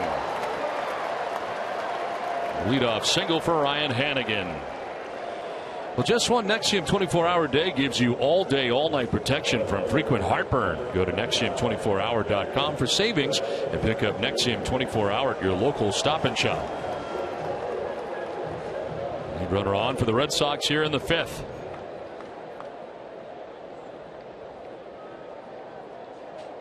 Jackie Bradley Jr., a single in the third inning, came around to score on the 2-run home run by Mookie Betts. So 1 for 1 out of his number 9 spot in the order. As he takes strike one. Jackie didn't think so. Or he may have been upset for not swinging at that pitch. Might have been. It looked like a pretty good pitch. Good pitch for Jackie Bradley to drive right there. Fastball. Inside part of the plate. Now he's swinging, and it's off the pitcher. Kicks out slowly to Ryan, and he'll have no play. Couldn't handle it cleanly. Off the legs of Nova, and by the time Ryan could get there, wasn't going to get him anyway. So 2 on, nobody out. I'm going to check on Nova. Bradley jumped all over a curveball that time. Hit it very hard up the middle and off Nova. Nova says he's okay. Got him in the foot, it looked like, and by the time Ryan got to it at second base, he had no play. So as quickly as they get out there, Joe Girardi and company, they go back, and Nova's ready to go with 2 men on and nobody out.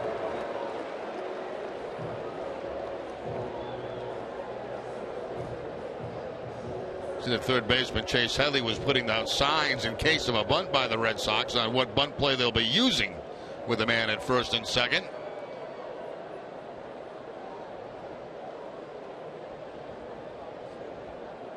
Mookie Betts has grounded to short and homered. Home run, his 13th of the year. At the time, gave the Red Sox 2-1 advantage. Yankees would tie it up. 4 Ortiz broke up the tie with a solo home run in the fourth.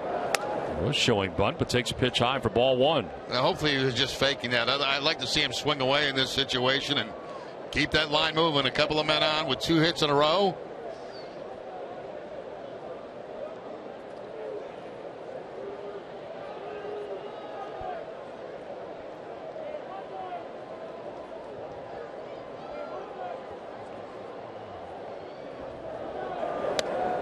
Takes the strike.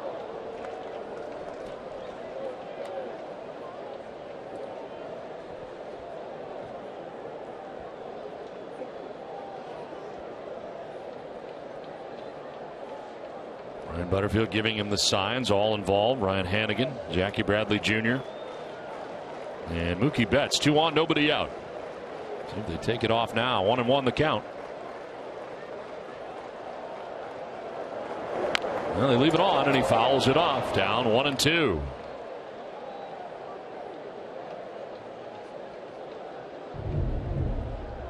Tries to go down the third base line again, trying to pull the third baseman off the bag to leave a vacant third base, but going in foul territory.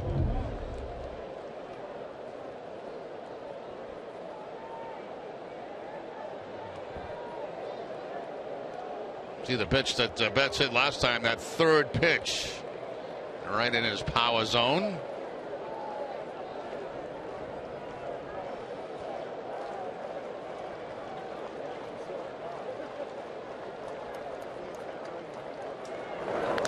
In the dirt, gathered by McCann. No advance for the base runners.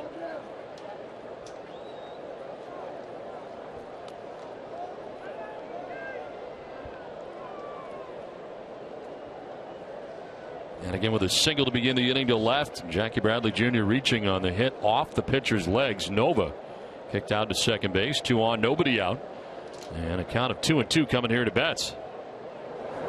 Mookie hits a little dribble in front of the plate. It's almost like a bunt going to third, and in time on the force out is the catcher McCann. Able to get Hannigan a full swing, but it operated kind of like a bunt, but McCann able to jump out and throw out the runner at third base. That's a very good play by the Yankee catcher McCann. This ball topped down the third base line, and he really hustles out there and makes that off balance throw to get the force out on Hannigan.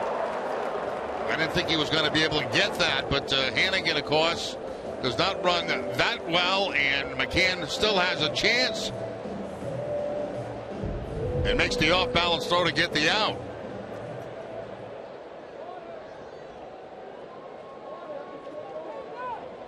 One out, runners at first and second, and Pablo Sandoval with his third at bat of the night against Ivan Nova. He struck out against him in the first, grounded out to shortstop in the third. 0 for 2.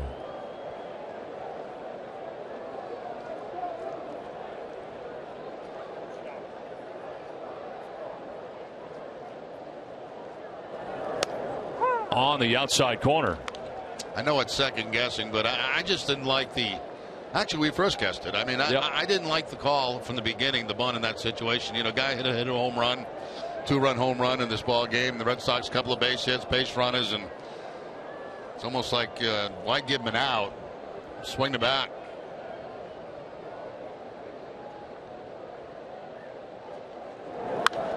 Now it's a pop-up. Back of second base, the shortstop Gregorius running behind second. The infield fly rule in effect makes the catch. 2 down. And we're seeing action in the Red Sox pen for the first time tonight. Robbie Ross Jr. first up, 96 pitches for Eduardo Rodriguez through the first 5 innings of this game. Here comes Xander Bogaerts with 2 on and 2 outs.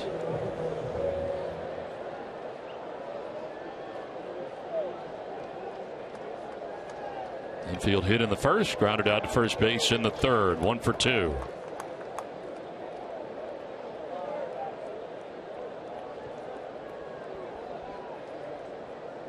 Bradley at second base, Betts at first.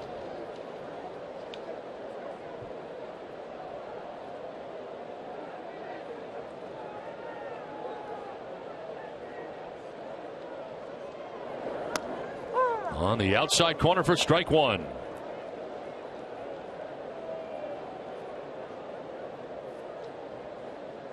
Man on second base now. They do not have the shift on for Bogaerts.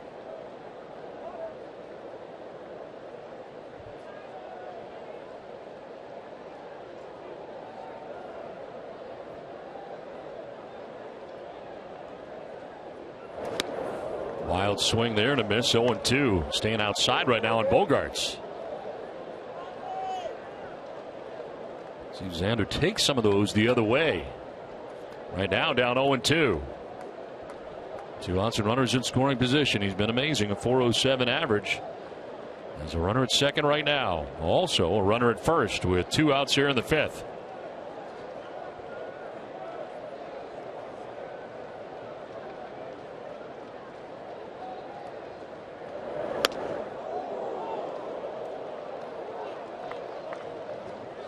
Nova wanted that real bad, but it is outside. He was hoping to get a gift call right here on the outside part of the plate.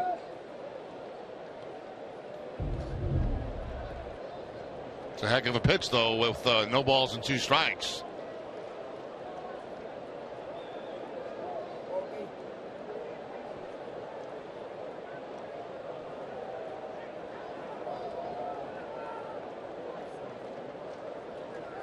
Runners going, and a liner to third base caught by Headley. So that'll end the 5th inning. Red Sox don't score but lead it 3-2.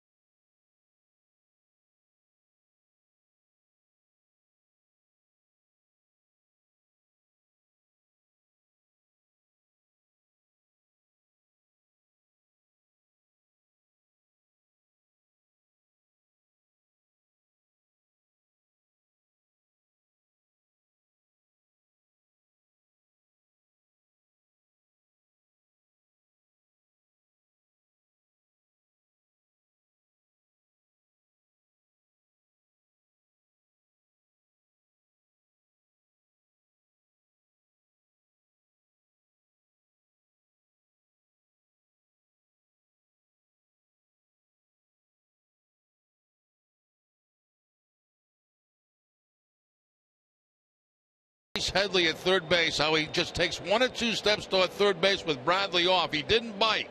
He didn't go to third base to cover, and the line drive goes right at him, and that's critical because if he covers third base in that situation, that's a base hit for Bogaerts and another run for the Red Sox. So Headley making a heads-up play. I saw what you did there. Yeah, that was pretty good. I thought you'd pick it up. 3-2, Red Sox have the lead as we head here to the 6th inning. And a first pitch strike to Didi Gregorius. He is 2 for 2, single to right, single to center, has an RBI. Brendan Ryan, then Jacoby Ellsbury to bat in the 6th. Center fielder Mookie Betts over towards left center. Surpassing his total 2013 145 new career high, and Alex Spear of the Boston Globe pointed that out. And Jerry, there's something that they are concerned about moving forward here the rest of the year. Yeah, they gave him a couple of extra days this time between starts. There's a base hit to right field for Gregorius, who is 3 for 3 in this game tonight. Yeah, the left-hander Rodriguez has been no mystery to Gregorius tonight. And that's going to bring Torey Lovullo out of the dugout.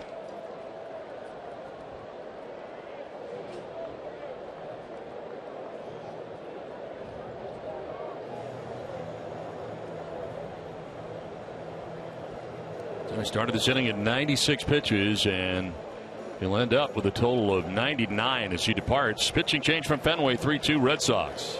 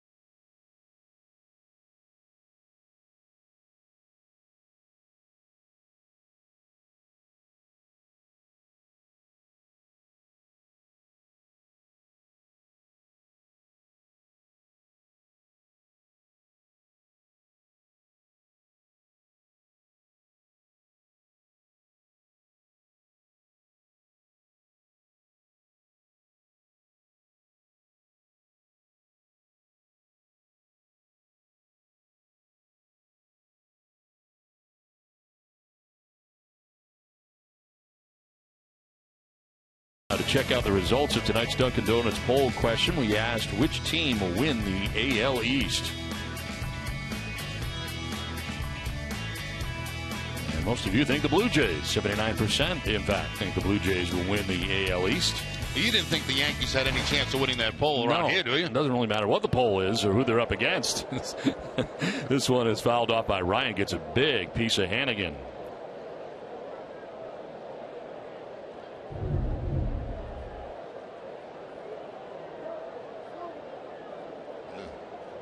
No comment.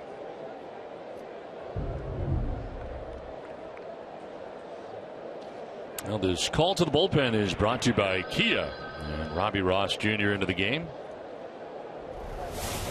43rd appearance, 0-2 with a 3.93 earned run average. 43 strikeouts, 17 walks. And opponents hitting at 251 against Ross. Ryan has struck out and grounded into a fielder's choice. Sandoval in at the grass at third. And a swing and a miss. 0-2. I saw Robbie Ross as he took the loss. Saw his 6-game scoreless streak snapped yesterday against the Mets, going 2/3 of an inning, giving up an earned run, walked a batter.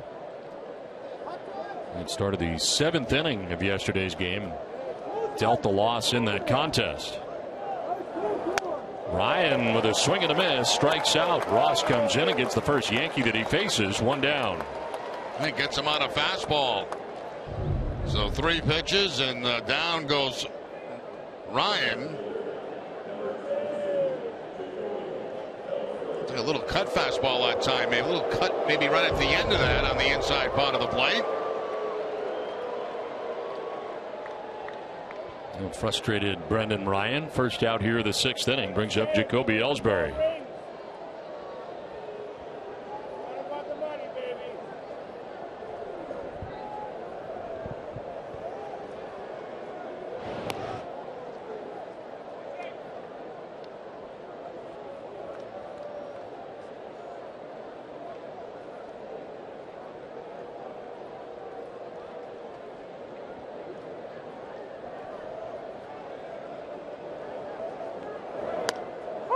Strike call.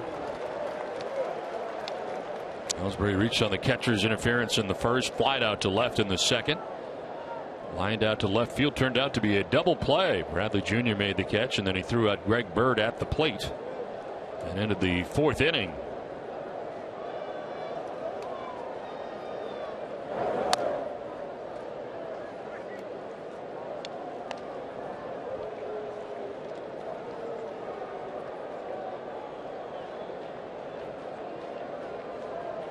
Left-handers at 184 since the beginning of June against Robbie Ross. See how Ellsbury fares against the lefty in the lefty-lefty matchup here. And Jacoby hits one out towards center field, sending Betts backpedaling to make the catch for the 2nd out. Back to the bag at first goes Gregorius. It's time now for Game Break, brought to you by Jordan's, the furniture store of the Boston Red Sox. Tom?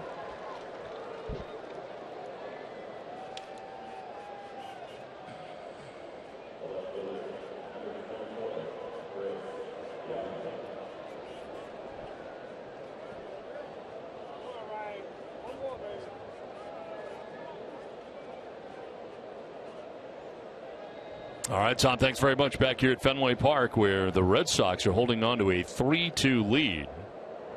Now, we learned over the weekend, Jerry, that the full moon is on Saturday, or was Saturday. So now we're going the other direction on that. 2 down, runner at first. Oh, the full moon was Saturday night? Yeah. While we were in New York. Yeah. And yeah, you can see now that we are going in the other direction. Yep.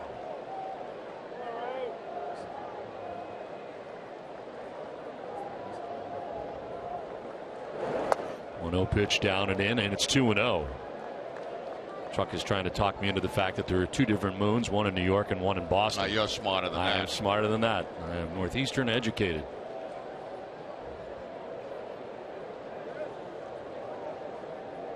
Alex Rodriguez waiting on deck with 2 down here in the 6th inning.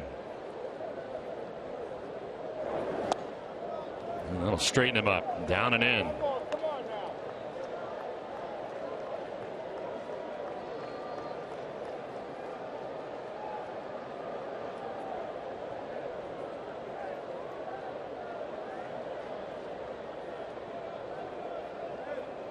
Not a very big lead for Gregorius at first base. As a 4-pitch walk here to Chris Young. And now Ross is going to have to face Alex Rodriguez.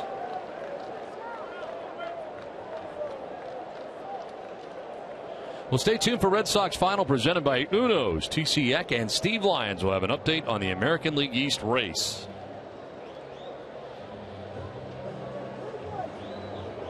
And again out there talking to Ross. There's a home plate umpire, Vic Carapaz, out there to break it up.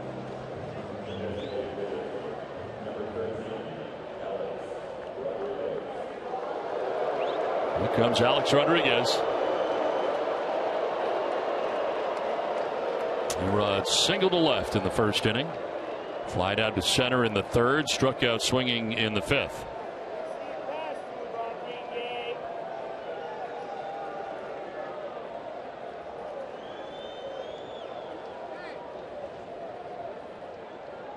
It's like Hannigan looking for signs in case there would be a double steal where he would throw the ball.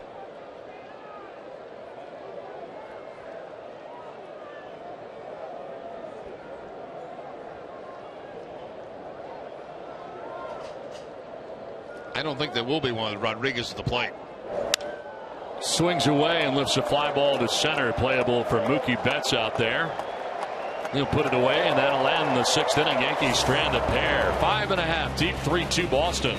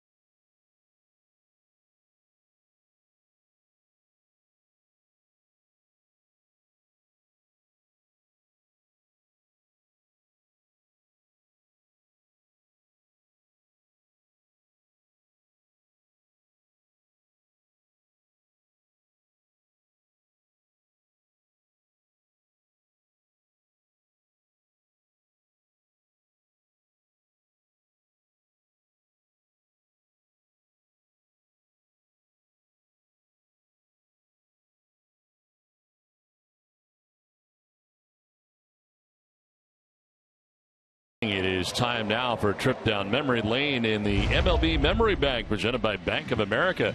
We go back to October 17, 2004. Big Papi hits a walk-off home run against Paul Quantrill of the Yankees in the bottom of the 12th inning to give the Red Sox a 6-4 win over New York in Game 4 of the 2004 ALCS.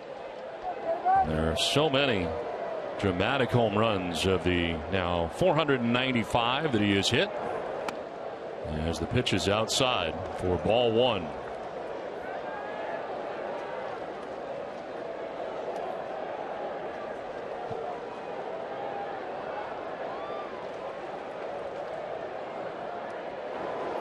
In the dirt, and it's 2-0.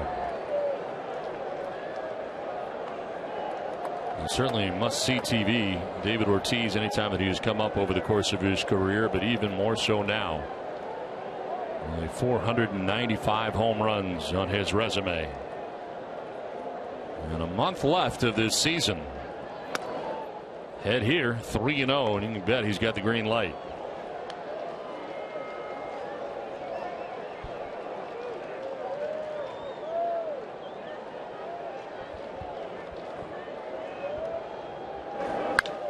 Green light, high drive, deep left. Does it have enough? No, off the top of the wall. Young will get it back in quickly. Ortiz slides in with a double and nearly got home run number 496. He made a bid. That's so unusual, too, to see David Ortiz on a 3-0 count still use left field. He gets a fastball and trying to use that opposite field for another home run. Didn't miss it by very much. Got it high off the left field wall for the leadoff double here in the 6th inning. Most of the time on the green light 3-0 count, you see Ortiz pulling the ball. Not here at Fenway. Takes it off the left field wall.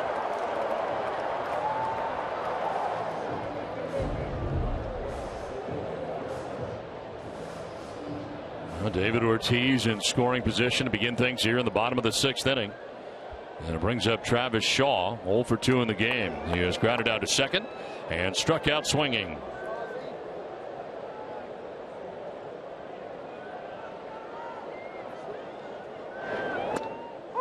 Strike over the outside corner. Alexi Agondo up in the Red Sox pen. Boston has already gone to Robbie Ross Jr. in relief of Eduardo Rodriguez.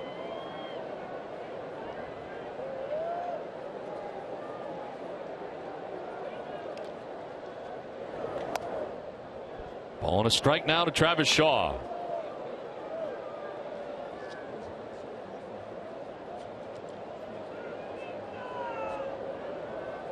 Yankees have action of their own. Adam Warren, the right-hander, up in the pen.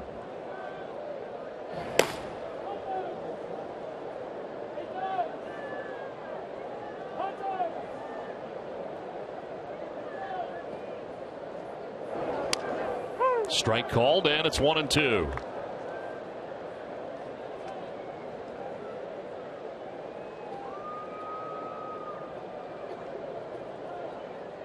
David Ortiz, a leadoff double off the wall and left to begin things here in the 6th inning. Shaw trying to move him along here in the 6th. And it's in the dirt, blocked by McCann. No advance for Big Papi at second base.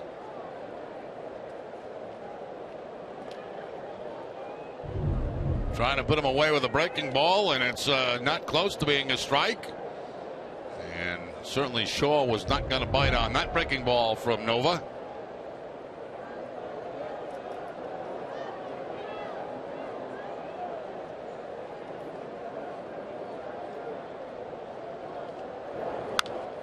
Popped up foul. They'll get back into the seats behind the Yankees dugout. Nova working here into the 6th inning as we check out his pitching line, brought to you by your Eastern Lexus dealers. 5+, 7 hits, 3 runs, all earned. He hasn't walked anybody and has struck out 2 right now on the hook. Red Sox looking for more. Ortiz at second base, nobody out. And a 2-2 pitch coming up to Travis Shaw.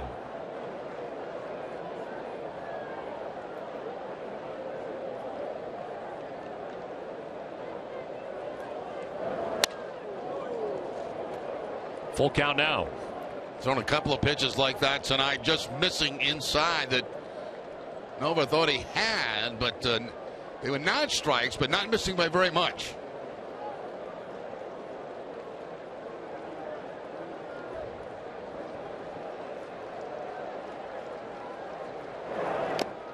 Ball 4, and Shaw draws a walk. So the first 2 Red Sox have reached here in the inning. Now scoring for the Red Sox tonight, Mookie Betts.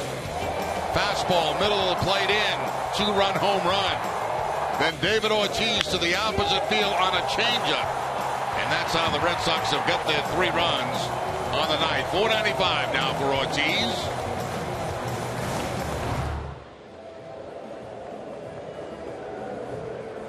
Two on, nobody out, and Rusney Castillo coming up. Castillo has grounded out to short. He has flied out to left. Adam Warren still warming in the pen for New York.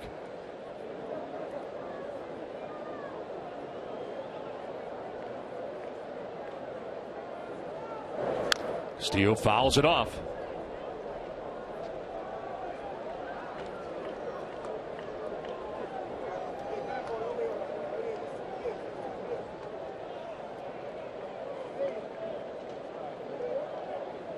Nova coming in with a record of 5-6, a 4.50 earned run average, his 12th start of the year.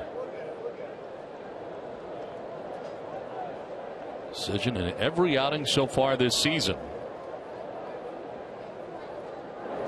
And a swing and a miss, stayed inside with a fastball, 0-2. And that's what they try to do to Castillo, is stay inside, trying to go in off the plate against him with the fastball. And this time he does chase one that's inside and off the plate. He usually followed up with a breaking ball away. We'll see what Nova does here.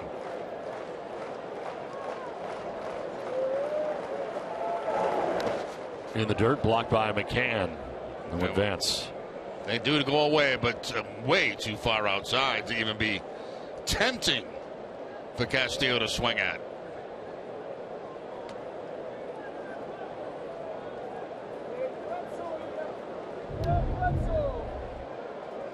Right idea, bad location.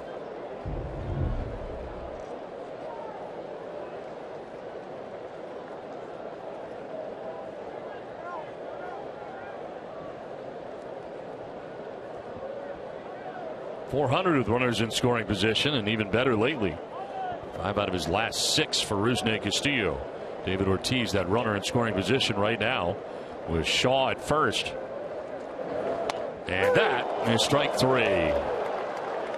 Nova gets him looking, really froze him there. Third K for Nova, first out of the inning. Now once again he goes to the breaking ball, this time over the plate that was supposed to be more away than it actually was. But it picks up the inside part of the plate. That's actually a pretty good pitch to hit right there for Castillo. A lot of spinning going on, not much action. Exactly. A lot of spinning, not much movement away from Castillo. What do they call it, a backup slider? Yeah. 1 out, runners at first and second, and Brock Holt the batter. He's done the same thing twice. That's grounded out to Brendan Ryan at second base. 0 for 2.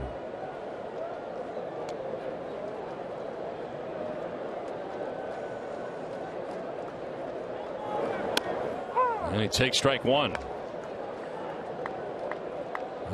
90 pitches now for Nova, with 1 out here in the 6th inning. 9 out of his last 15 is Brock Holt. Runners in scoring position. That's with Ortiz at second, Shaw at first, and 1 away.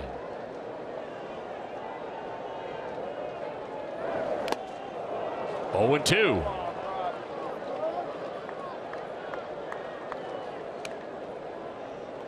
.105 is his high, just reached his average.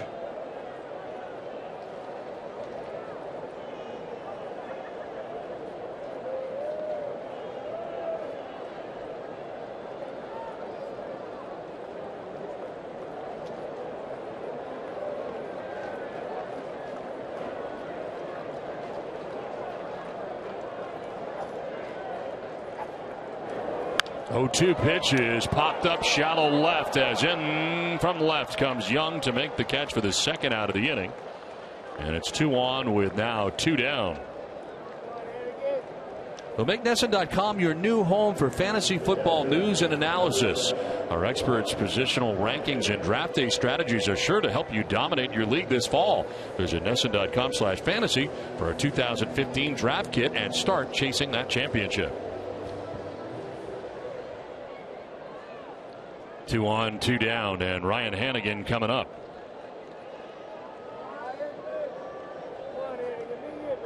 Hannigan is grounded to short, single to left.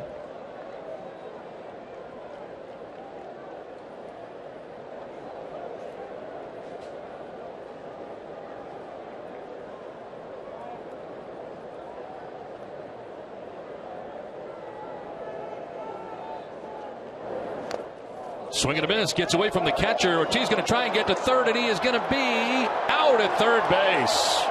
David wants it challenged immediately. We will see here as McCann had to get away from him up the first base line. He went and retrieved it, then threw to third.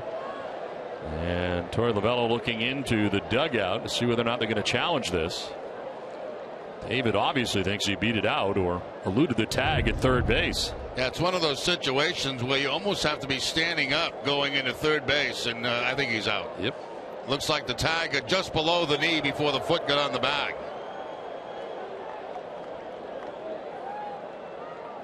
And they're not going to challenge it. So David Ortiz out. Red Sox retired. We head to the 7th, 3-2 Boston.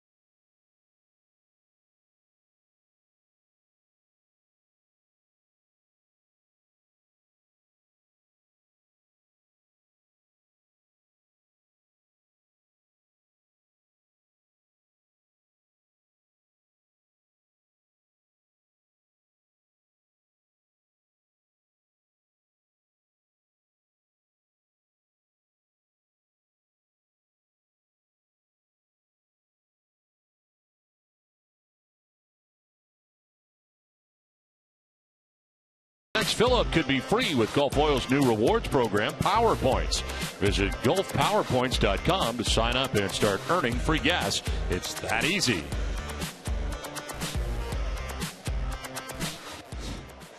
Still not full, Jerry. It's not going to be for a little while. How long does it take for another full moon to get here? A month, right? Is it a month? Actually, I really don't know. They're telling me 28 days, but they've lied to me before. These are the same people that told me that there's a different moon in Boston than there is in New York. So I really don't know what to believe. But we know that's not full. That much we know as we play here to the 7th inning. And a new Red Sox pitcher facing Carlos Beltran as Alexi Agondo now into the game here for Robbie Ross Jr. Ended up going an inning, giving up a hit, no runs, walked a batter, struck out a batter. Beltran fouls it off to the left out of play. So Agondo into the game. Alexi, his 53rd appearance, 2-0, the 3.83 earned run average, 46 strikeouts, 22 walks, and opponents hitting at 241 against Agondo. He was charged with his 3rd blown save on Friday. That was at New York against the Mets when a third of an inning he made a hit and a run. He walked 3 in that outing.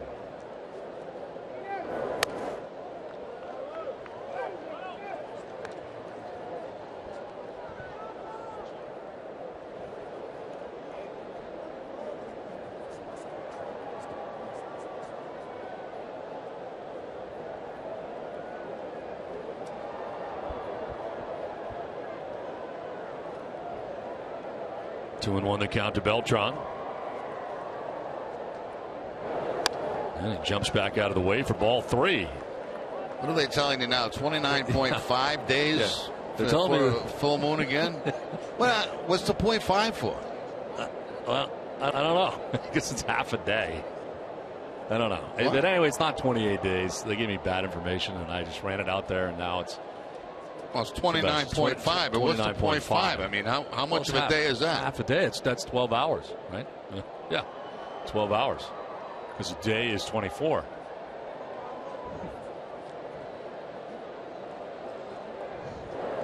3-1 is fouled back, full count. I'm still not getting it. I'm not going to be able to explain it because I don't get it either. The 29 I understand. The .5 I don't get at all. I mean, is that like 10 o'clock, 8 o'clock? Maybe it starts at noon and you just can't see it yet because it's not dark. That could be it.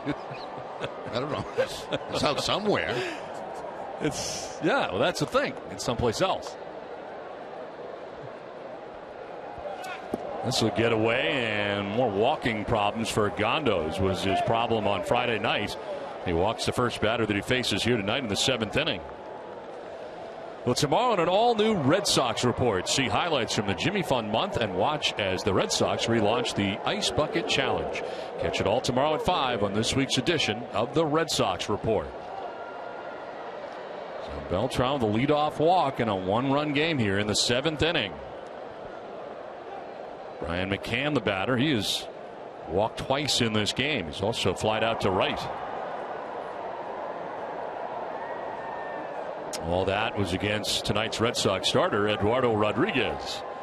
Last time called, and it looked like McCann had something in his eye there briefly. Still may.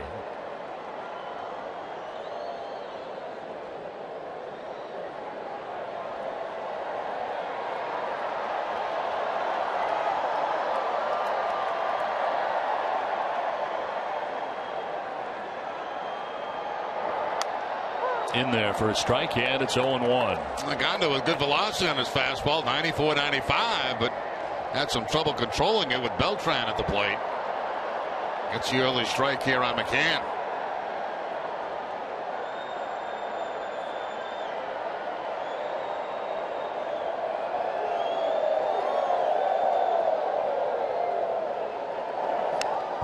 Look out, bat goes flying into the stands.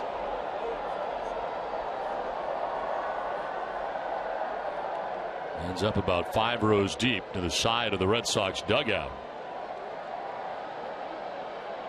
And looks like everybody okay down in that section.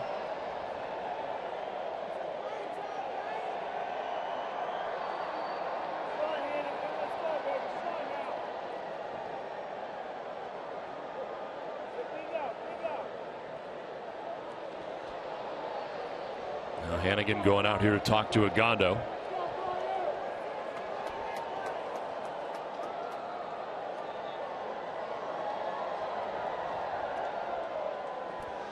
Hey, Red Sox Nation, start earning rewards for every Dunkin' run. Enroll any DD card online at ddperks.com. The Red Sox run on Dunkin'. Carlos Beltran with a walk to begin things here in the 7th inning. Brian McCann down on the count, 0-2. Ball 1. Cleveland holding on to that 3-2 lead right now in Toronto in the 8th inning.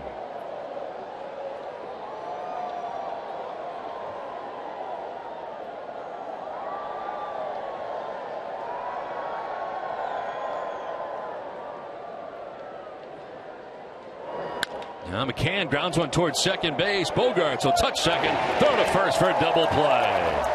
Right up the middle, and that's where Bogarts was shading him. It worked out great for the Red Sox. 2 down. Yeah, that's perfect. You know, as soon as you see contact as a shortstop in that big bounce, you know you've got a double play right there. Just tag second, nice easy throw to first base. That's about as easy as they come for a shortstop to make that double play. 6-3.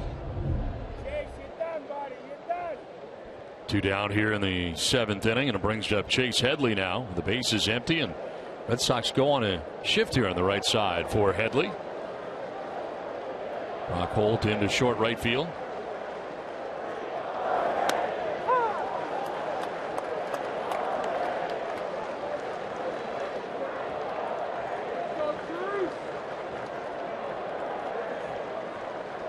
Headley struck out in the first, singled in the 4th, walked in the 5th.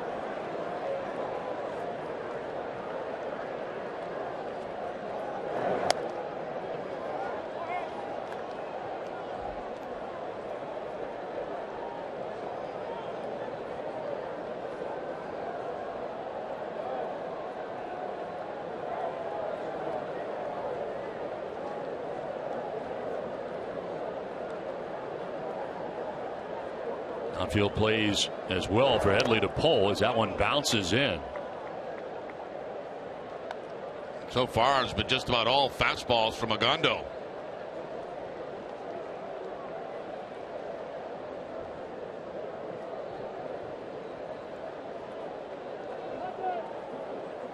Agondo walked Beltran to begin the inning. McCann grounds into the 6-3 double play. 2 down in the 7th, and a 2-1 pitch coming up here to Headley.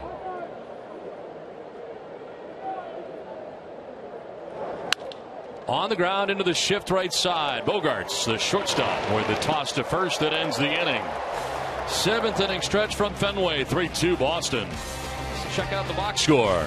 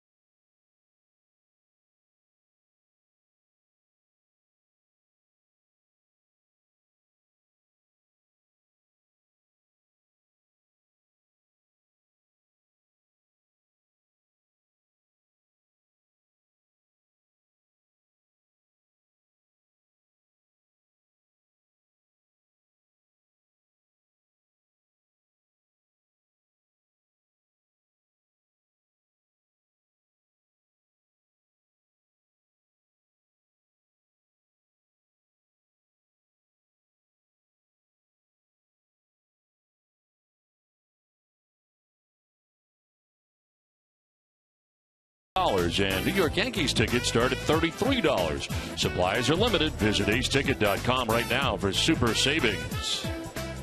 That's game 1 of this 3-game series between the Red Sox and the Yankees, and the Red Sox hold a 3-2 lead as they come to bat here in the bottom of the 7th inning. The pitcher for the Yankees, Adam Warren, comes in for Ivan Nova into his 36th game of the year, 6-5 with a 3.19 earned run average. 83 strikeouts for him, 33 walks, and opponents hitting at .232 against Warren. He was actually in the starting rotation earlier this season and moved back in the bullpen. Since he's been in the bullpen, he has been very, very good. In fact, he's only given up 1 earned run in his last 11 appearances. Goes back to the beginning of August the 5th. 1.96 ERA in his last 21 relief outings, and there is strike 1 to Ryan Hannigan. Hannigan was batting when David Ortiz was thrown out at third base.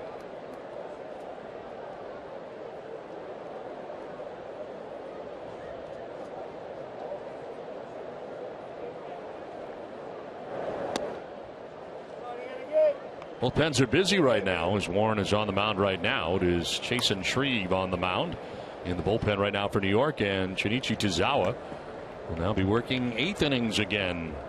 His old job back again, according to Torey Lovello. After the closing situation did not work out, Gene Machi now closing. Hannigan late on that rising fastball. 1-2.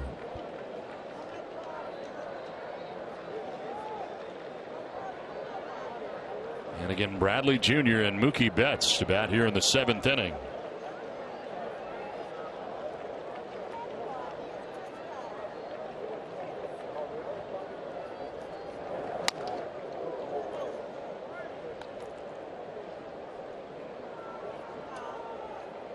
So Nova goes 6 innings, ends up giving up 7 hits, 3 runs. He walked 1 and struck out 3, and departs on the hook in this game, with the Red Sox on top 3-2 in the bottom of the 7th inning. Hannigan strikes out, and it's a slider that gets him for the first out here of the 7th inning. You talk to hitters about Warren, and they all say he's nasty. And there's that slider that starts on the outside part of the plate, finishes off the outside corner. Very tough pitch to pick up. Looks like a fastball coming out of his hand. Now here is Bradley, 2 for 2 in the game. Single to left, a single off the legs of Ivan Nova in the 5th inning. The pitcher just grabbed the attention of Chase Headley, third baseman, in on the grass at third. Now they go into the shift, as you can see on Bradley.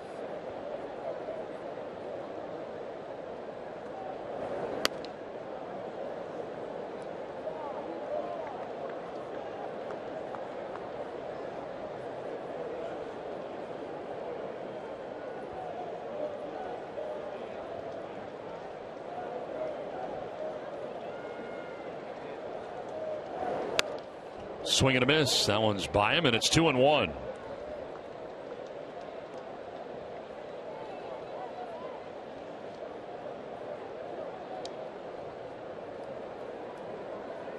Pitch yesterday in Atlanta. Swing and a miss, and it's 2-2. Another fastball at 94 miles an hour. Most velocity is shown on his fastball so far. He's been 93, 94 with the last one.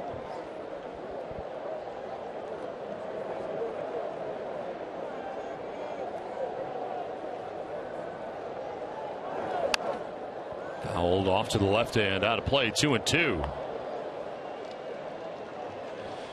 H.B. Hood salutes the Red Sox Foundation's commitment to 4,900 accredited charities throughout New England.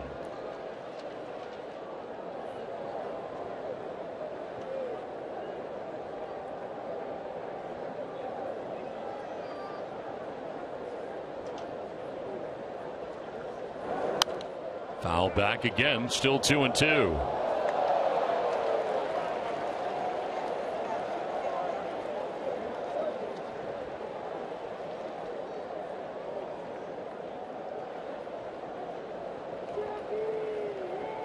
Bradley batting now, top of the order. Mookie Betts waiting on deck. 1 out here in the 7th inning. Bradley almost got hit. That fastball in.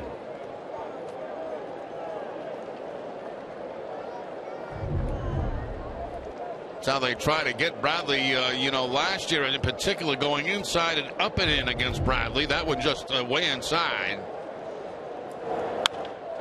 Drives one to left field, and Young going back, looking up, and it's off the wall.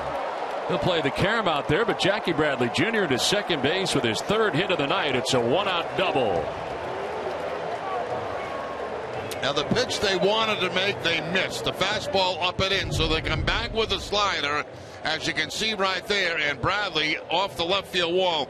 I'll tell you, Red Sox doing a good job tonight taking that left field wall as their friend. David Ortiz going in that direction a couple of times. Bradley going in that direction.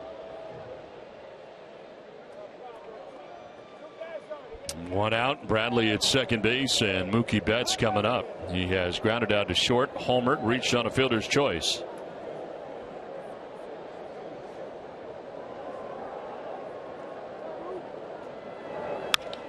Ground ball by the dive of Gregorius at shortstop. Bradley will be stopped at third.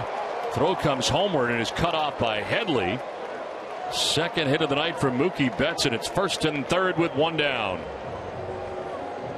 Mookie Betts jumps on a slider on the first pitch and hits the ball so hard and is charged well by Chris Young that they're going to have to hold up Jackie Bradley Jr. with the 1 out.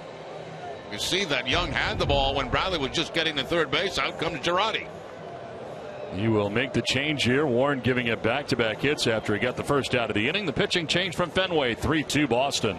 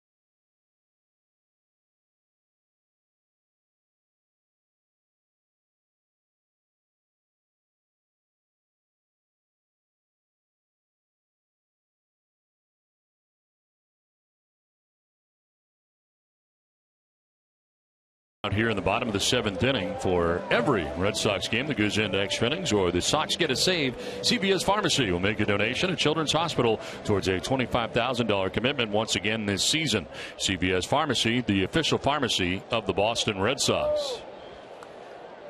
Adam Warren done, responsible for the 2 men on right now as Chasen Shreve into the game. 49th appearance, 6-1 with a 1.95 earned run average. 58 Ks in 50 2/3 innings, and Sandoval cranks the first one foul off himself. So Warren goes a third and gives up 2 hits. Did strike out a batter. Responsible for Jackie Bradley Jr., who's at third, Mookie Betts, who's at first. The one from the left-hander is going to miss a ball and a strike.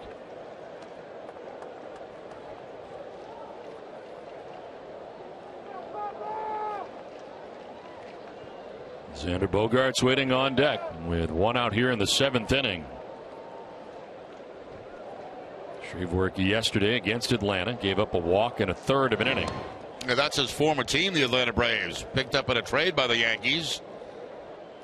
With right-hander David Carpenter from the Braves in exchange for Manny Bensuelos, the left-handed pitcher.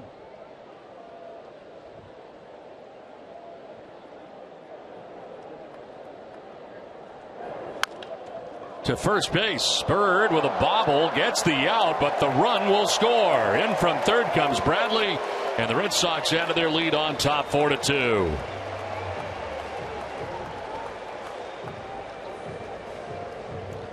Looks like in his rush, and I thought Bird was going to come to the plate with that. He drops the ball. Actually, I don't think he had any intention of going home with it at all. It looked like he was going to go to second base and try to go 3-6-3 and get the double play. By the time he looks at home, there's no chance to get Jackie Bradley Jr., and the Red Sox had a very important run here in the 7th inning. One charge to Warren. RBI for Sandoval, his 42nd of the year. Now Betts at second with 2 down. Here's Xander Bogaerts. Xander with an infield hit in the first inning. Since then, he's grounded out to first and lined sharply out to third base last time up.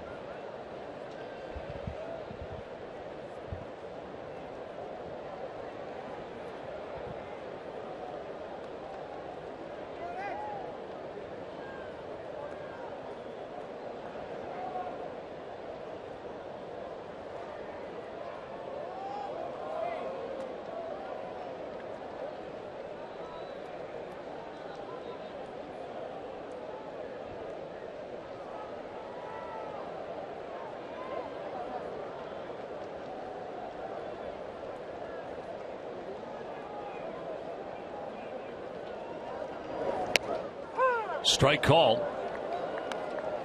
Got to move it on that fastball down and away to Bogaerts.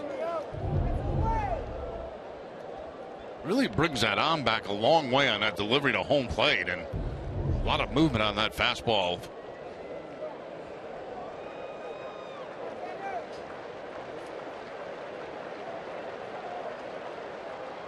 One pitch coming to Bogaerts.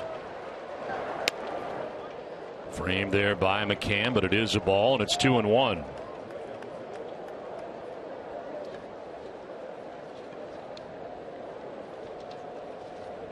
Nova on the hook. He started this game. The Yankees started going the first 6 innings, 3 runs on 7 hits. Walk and 3 Ks. Adam Warren came in, still responsible for Betts at second base. Here's a 2-1 pitch. Bogaerts with a swing and a miss, 2-2. Bottom dropped out of that. Yeah, split-fingered fastball that time, and kind of a tough angle to throw a splitter from. He's about 3/4, as you can see. And then you see the action on it going down and away from Xander Bogaerts. So he's kind of worn Bogaerts out in the outside part of the plate so far on this at bat.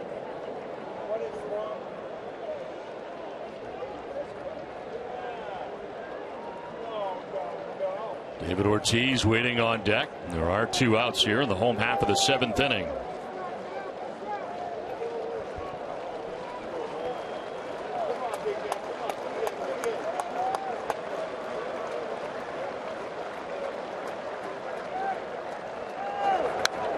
Fouled off to the right, out of play.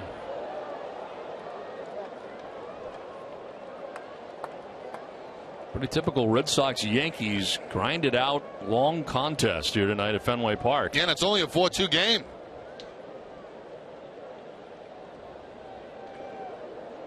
Coming up on the 3-hour mark as the Red Sox and Yankees play here in the 7th inning.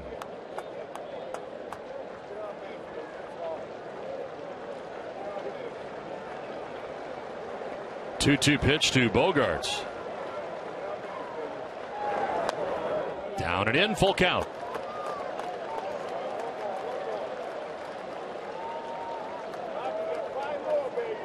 Inning started with Hannigan striking out. Bradley doubled off the wall. Betts singled. Ground out by Sandoval to first base. Produced the run. It gives the Red Sox a 2-run advantage.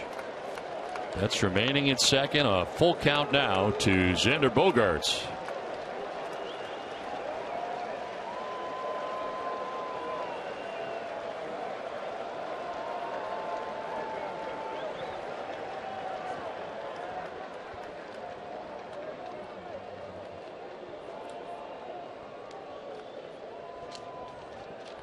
Be sure to follow NESN on Instagram today to see all things behind the scenes this Red Sox season and to be there as the Bruins gear up for the puck drop. Follow NESN at Instagram.com/NESN. Payoff pitch. And there's ball 4 to Bogaerts. A 7-pitch at bat turns into a walk for Xander. Now David Ortiz coming up with 2 on. The first meeting at the mound.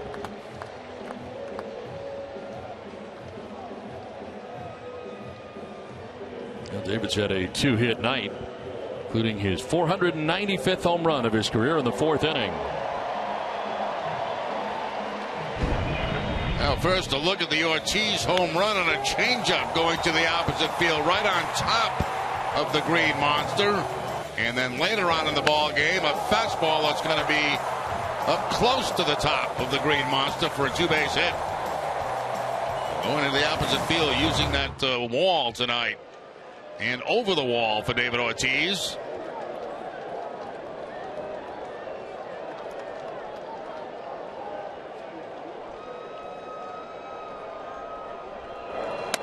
Ortiz jumps back out of the way of a pitch up and in.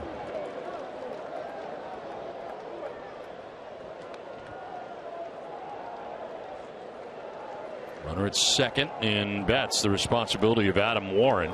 Bogaerts at first, now the responsibility of Shreve, the left-hander in the game right now.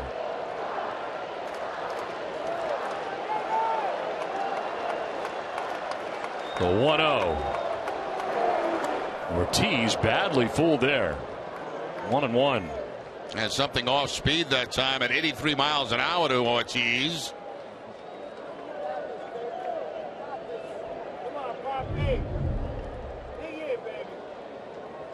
Off speed pitch staying down and in to David, way out of the strike zone. 83 miles an hour.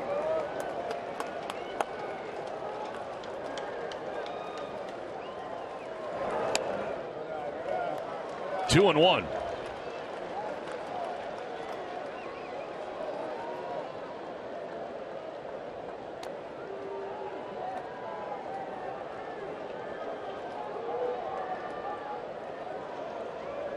That's at second. Bogaerts at first base. 2 down, a run in the Boston 7th inning.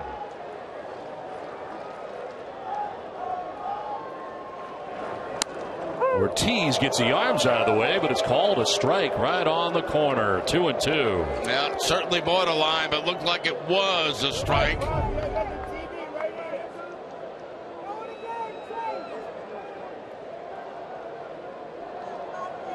Once again, an off-speed pitch.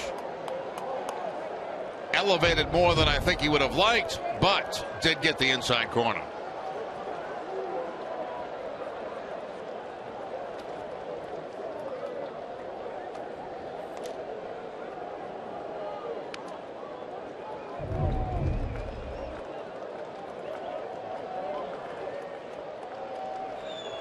It's an unusual way to call timeout, isn't it? Yes, just drop the bat.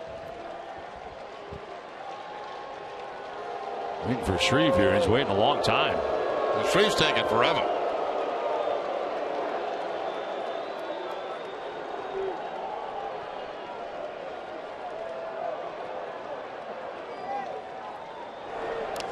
in the dirt, and it's a full count now.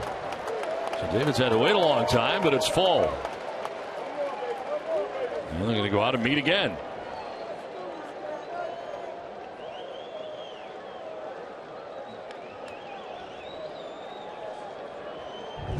Once again, down in the dirt to David Ortiz. Again, an off-speed pitch. Judd knocking it down by McCann.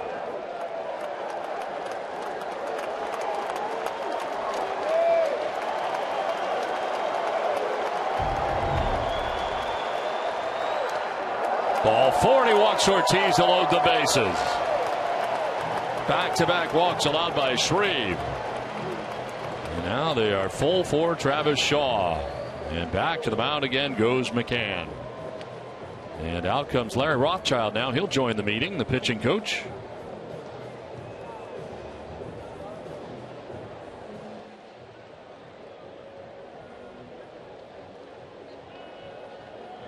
Well, tomorrow at 6, don't miss Red Sox first pitch presented by Joseph Abood, available at Men's Warehouse. TC will be joined by Red Sox President of Baseball Operations, Dave Dombrowski. Bases loaded, 2 down, a run in here in the 7th inning. And Travis Shaw coming up.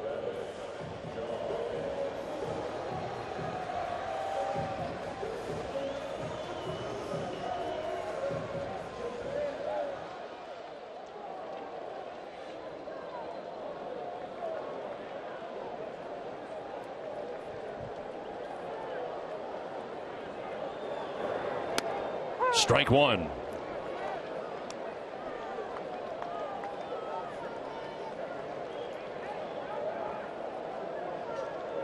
Ellsbury over towards right center field right now as the Red Sox have the bases loaded here with 2 down in the 7th inning.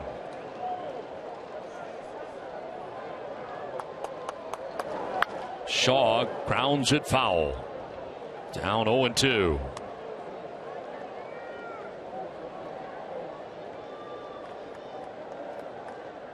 I would think as a left-handed hitter, Shreve would be a little bit difficult to pick up with that delivery to home plate.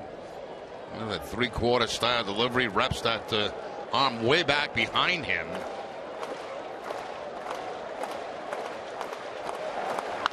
Shaw rips it foul.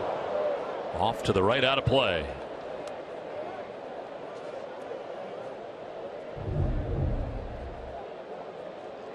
Stay inside that time against Shaw, and he just cleans it out, but in foul territory.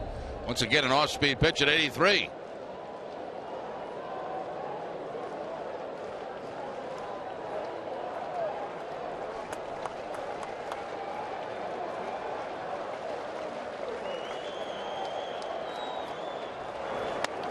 Outside, 1-2.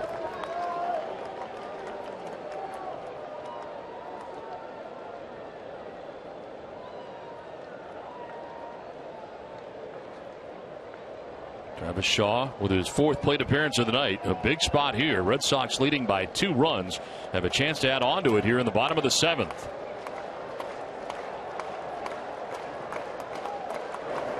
On the ground, foul outside of first. Nice pick by Arnie Baylor, the first base coach. Very nice play by Arnie Baylor.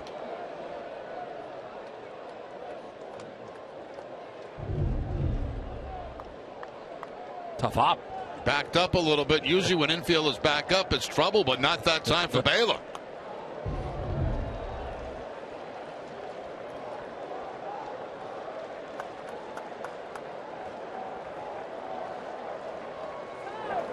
Shaw turns on this and rips it foul up to the top deck. He was well out ahead of that. Yeah, again, you know, it's that split-fingered fastball, and it's staying inside, and that's why Shaw's out in front of it. Off-speed pitch. They've all been about 83 miles an hour. They see the split.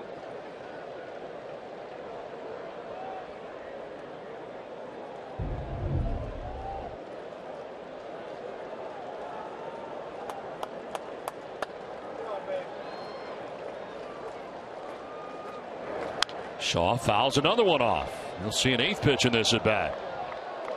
That pitch 10 miles an hour faster than the previous 83 to 93 with the fastball away.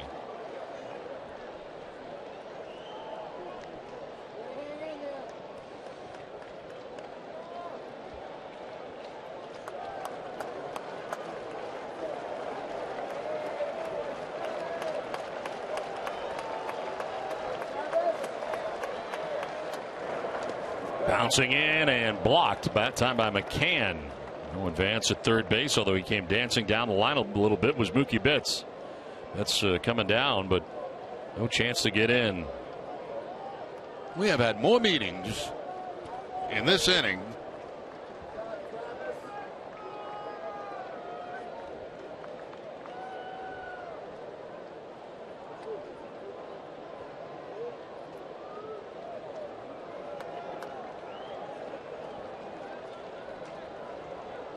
Outfield straight away here on Travis Shaw.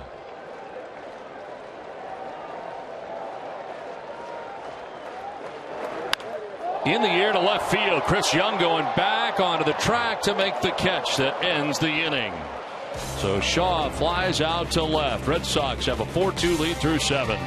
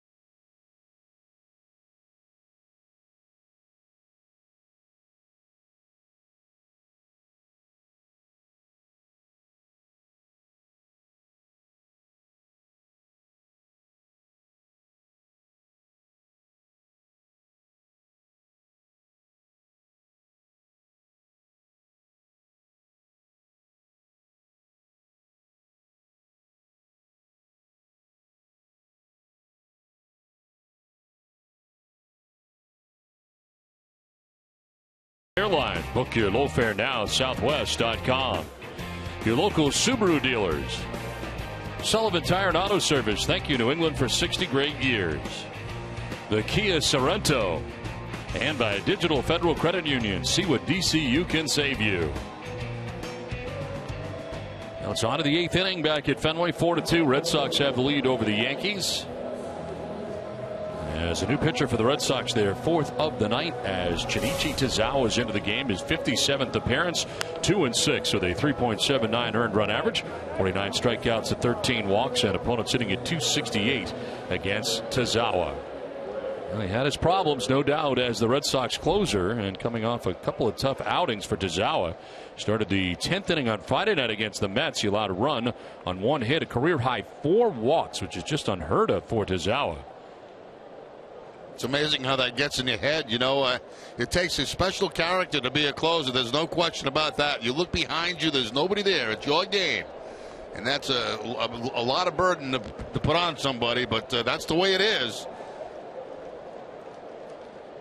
And now back to his more familiar role in the 8th inning, as Greg Bird takes strike 1.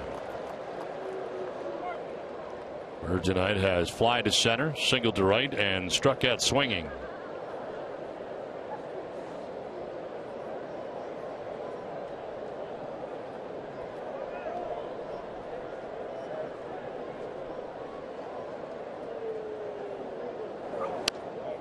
Oh, 0-2. Curveball and split-fingered fastball, the first 2 pitches from Tozawa.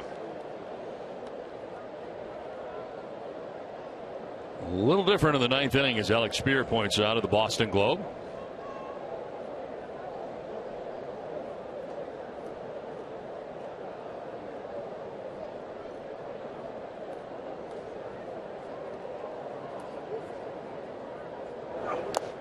Bouncing in for ball one. It's Bird, Gregorius, and Ryan expected here in the 8th. 7, 8, and 9 for New York. Cleveland has added to their lead against the Blue Jays on top 4-2. They're in the 9th inning now at the Rogers Center. The Yankees trailing here by 2 as they bat in the 8th.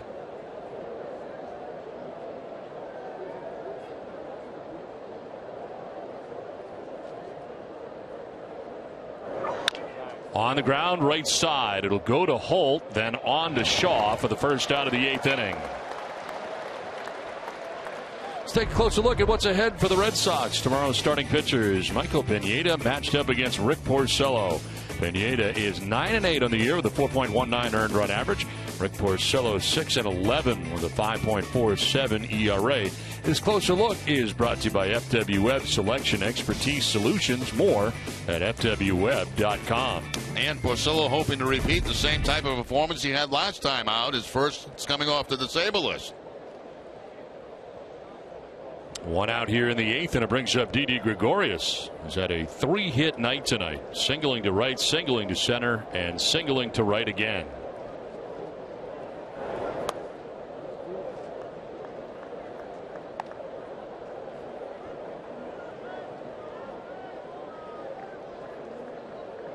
Well, the amazing part about those 4 walks last time out for Tazawa in the 10th inning of that game.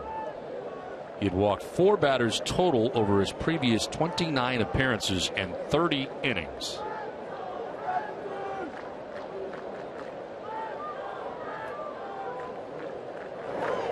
A breaking ball drops in there for a strike, 1-1. Yeah, it's hard to figure, because the strength really of the back end of the bullpen for the Red Sox when Uehara was healthy and Tazawa is the fact that neither one of those guys walk anybody. And as soon as Tazawa got in that closing role, walks all over the place.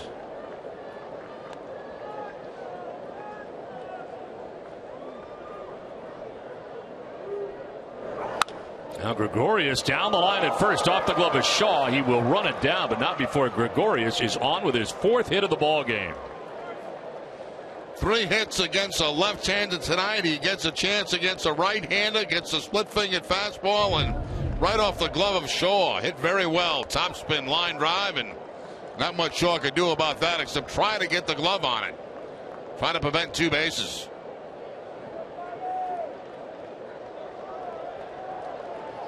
Have a pinch hitter coming up here for Brendan Ryan. Brett Gardner will pinch hit.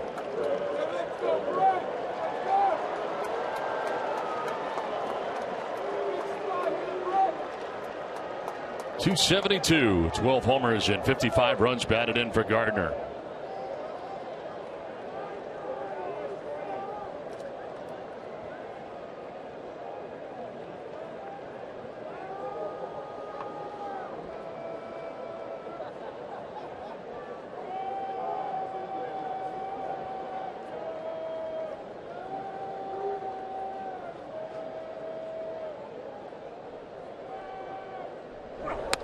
Strike one. Fastball at 92 miles an hour.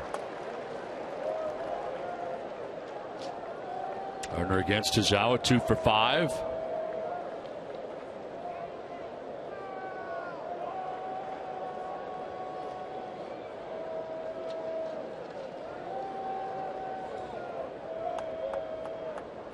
In on the grass at third, Sandoval. Breaking ball missing. A ball and a strike now to Gardner. Action in the Yankees pen. There's Dylan Betances up in the pen. Almost as if the Yankees had the 4-2 lead here. They're trying to keep this score where it is. Well, they know the struggles the Red Sox bullpen has had recently.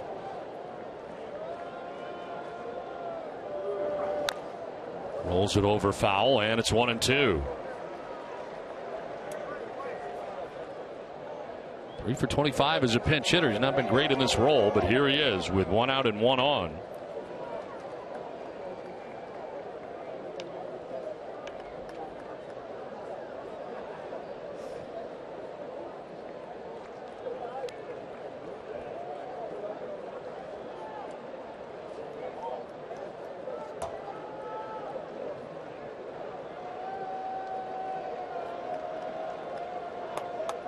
Shaw holding on Gregorius at first base. 1-2 pitch from Tazawa. Bouncing in, gets away from Hannigan, and Gregorius will get to second base. Head first slide, didn't need it. Hannigan was not going to run it on the wild pitch, uncorked by Tazawa. Tried that snap off that curveball again, and this one's going to bounce right in front of home plate and right off the left shoulder of Ryan Hannigan. And Gregorius heads up base running. As soon as he sees that ball bounce, he takes off, and now he's in scoring position with one out.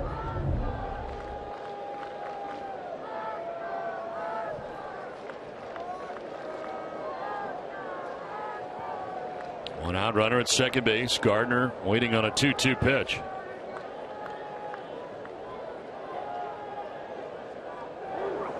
Gardner to right field. Castillo was deep, and that's in for a base hit. Stopping Gregorius as the throw comes back in. It's now first and third with one out. You know, a lot of times from Tazawa you see curveballs early in counts to get ahead, and then you don't see any more. Well, that time he broke another curveball off the Gardner, and Gardner just absolutely puts it on the line. Good job by Castillo to get over and get that throw back in. But here's the breaking ball right here that stays up in the zone, and Gardner jumps all over it.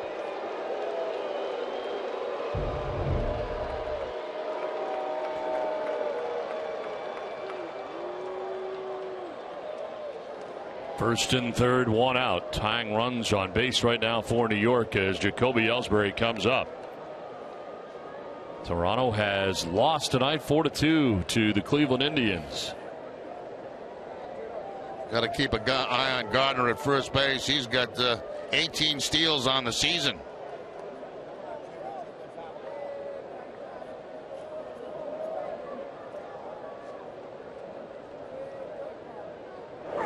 Ellsbury back where it came from. Now Tazawa to second for one. On to first for two. Huge double play that will end the eighth inning. 4-2 Boston.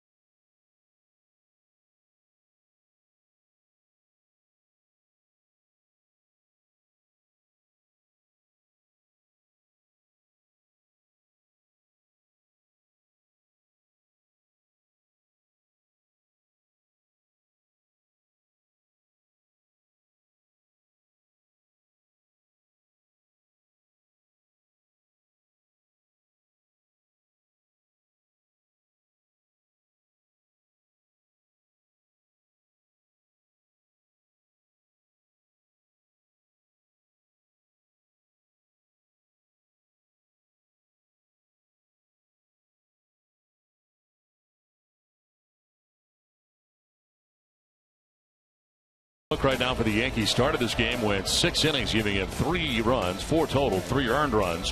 As Rodriguez, 5 + 7 hits, an earned run, struck out 4. David Ortiz with his 495th career home run, and Mookie Betts 2 for 4 in the ball game as the Red Sox take a 4-2 lead to the bottom of the 8th inning. Now in left field for the Yankees is Brett Gardner, as he had pinch hit for Brendan Ryan, and it is now Stephen Drew who takes over at second base. Shreve back on the mound again, and it's a first pitch strike to Rusney Castillo. Castillo 0 for 3. He's grounded out to shortstop, flied out to left, and struck out looking. Had Betances up, but the Yankees not gaining any ground in that inning and still trailing by 2. It's Shreve who's back out there to begin the bottom of the 8th inning.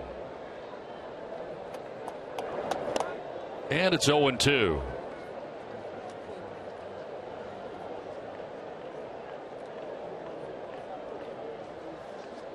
So Adam Warner ended up being charged with a run in his third of an inning. 2 hits, 1 run.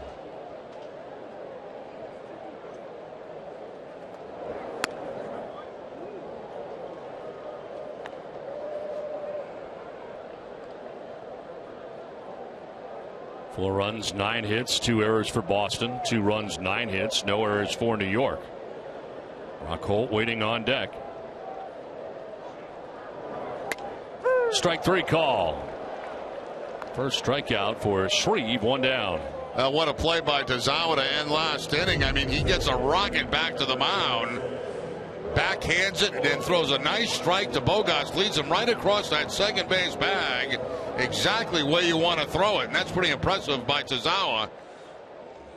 Very quick feet to get himself in position, make a good throw, and Red Sox get a very big double play there. Well, the Red Sox current closer, Gene Machi, up in the pen. Strike into Brock Holt. 0 for 3 in the ball game, batting out of the 7th spot in the order. He's grounded out to second twice and flied out to left.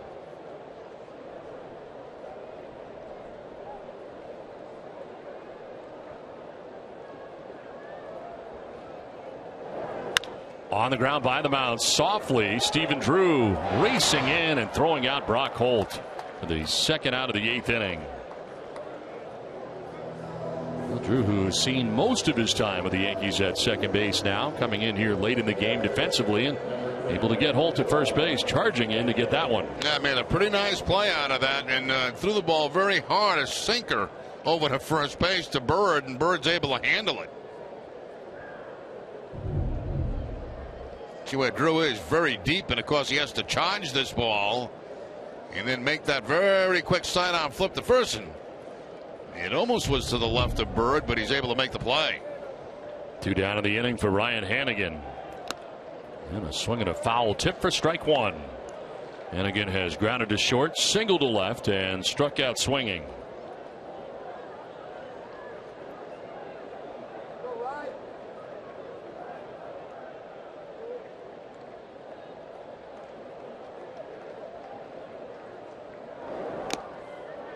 Did he go? No, says Ron Culpa, first base umpire.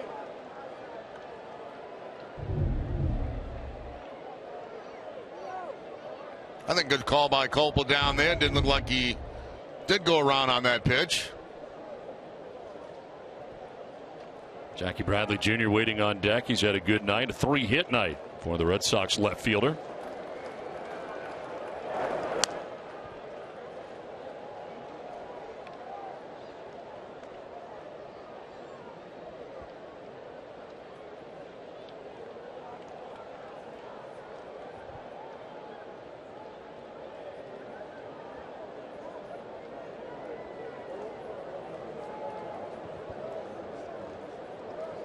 Two-one to Hanigan, and a foul back, 2-2.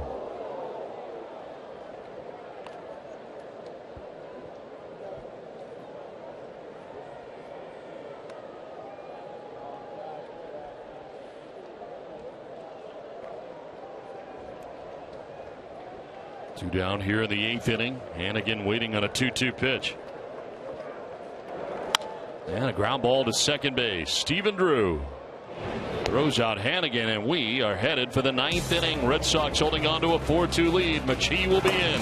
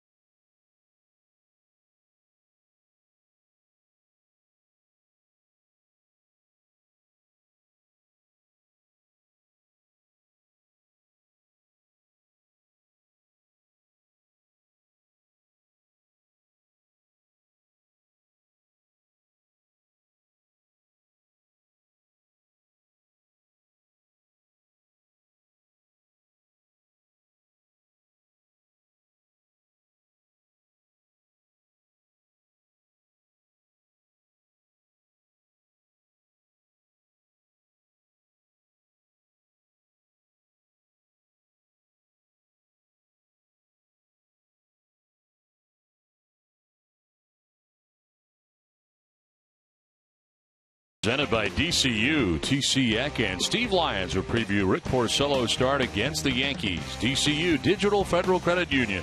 What can DCU save you? Now Rick Porcello looking to have back-to-back very good outings. 4-2. Red Sox have the lead here heading into the ninth inning. New pitcher for the Red Sox, their closer at the moment, Gene Machi. His 14th appearance without a record of 5.40 earned run average. 3 for 3 in save opportunities, 8 strikeouts to 4 walks, and opponents hitting at 200 against Machi. It'll first be leading it off here, Stephen Drew.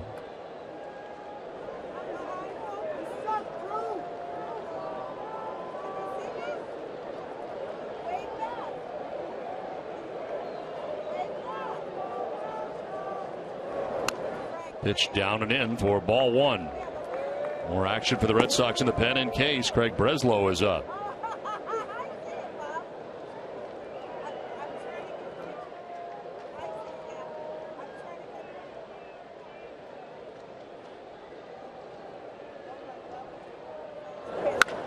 Line drive, base hit into right field, and Stephen Drew begins this ninth inning with a base hit to right.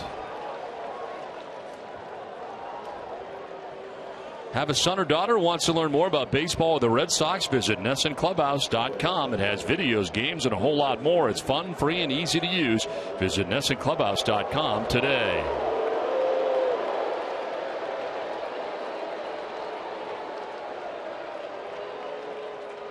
Now here comes Alex Rodriguez representing the game-tying run.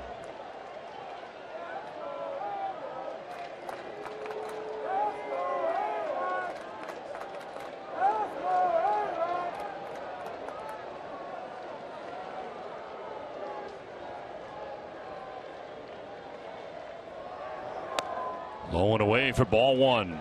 Well, Dylan Betances back up again in case. Stephen Drew, the leadoff base hit to begin things here in the ninth inning. The Yankees already with a tying run at the plate here against Machi. And his third save of the season against the Mets on Saturday. Had a 1-2-3 ninth inning in that game. Grounder foul, 1-1.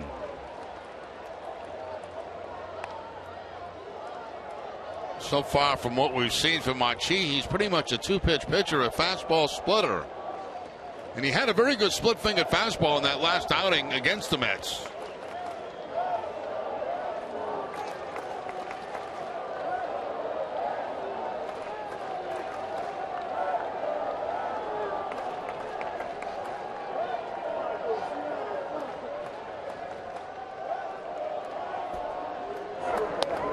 Low and away, 2-1. Make that a three-pitch pitcher. There's the slider he mixes in.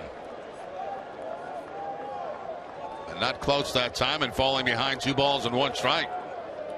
He has 5 saves in his major league career, 3 for 3 this season with the Red Sox. Saves against Tampa Bay, Chicago, and last time out against the Mets. Falling behind A-Rod, 3-1.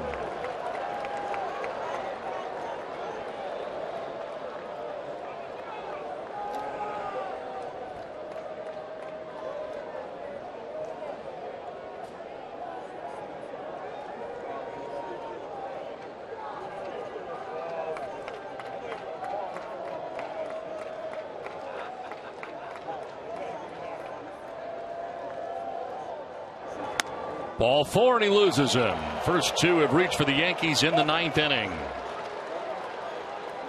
On a single and a walk, and now it'll be Carlos Beltran coming up for New York.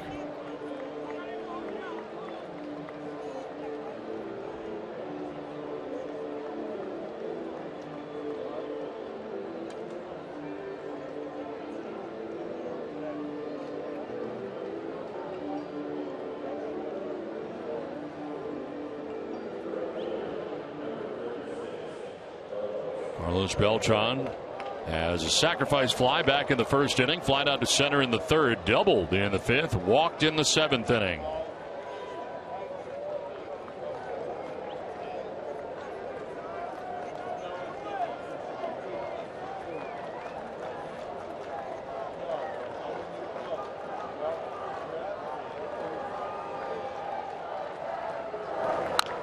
the ground foul over by the Red Sox dugout and above it.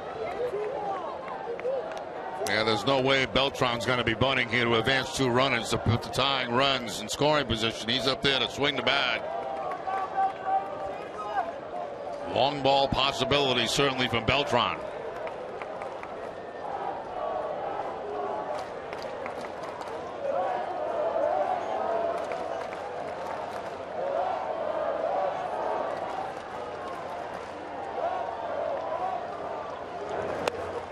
Outside, 1-1. There's that splitter from Machi, and it's got a big dip to it.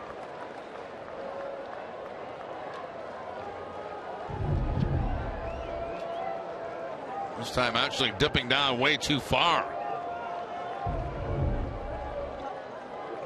1 ball, 1 strike. Nobody out here in the 9th.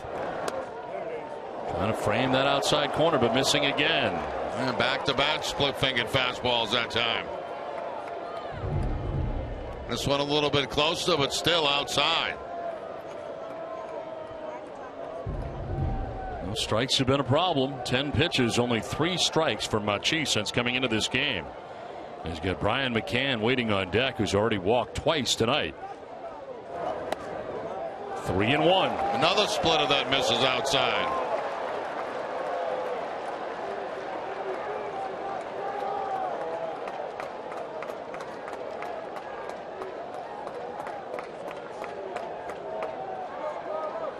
Breslow is now sat down in the Red Sox pen.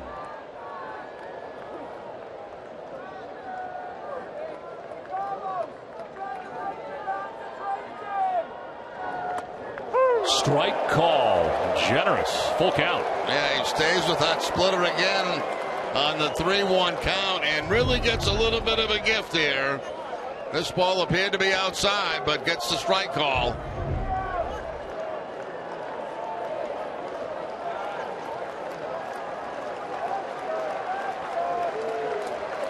2 on, nobody out in the New York 9th inning. A payoff pitch coming up to Beltran. And a grounder that is a foul ball.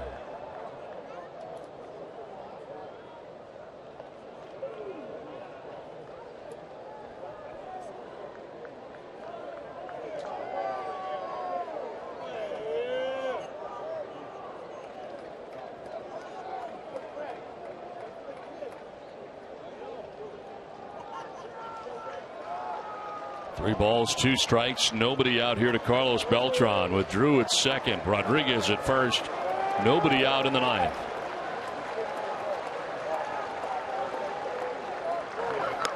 Strike 3 call, first out of the 9th inning, needed that. That was the old surprise attack right there. I mean, you throw splitter after splitter after splitter away and then come back inside with the fastball. In the mind of a hitter, all you're thinking about is the pitch away. And that pitch inside just completely froze Beltran.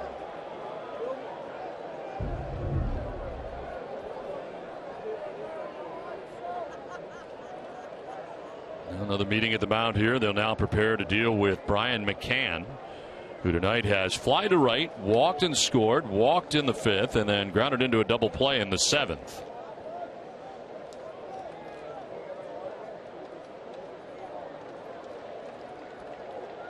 Red Sox playing firm to pull and playing very deep in the outfield. Yeah, trying to prevent anything over their head so that runner at first base does not score.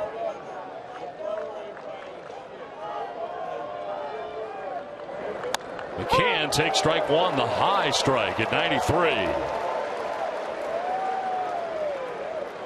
Establishing the inside part of the plate with the fastball.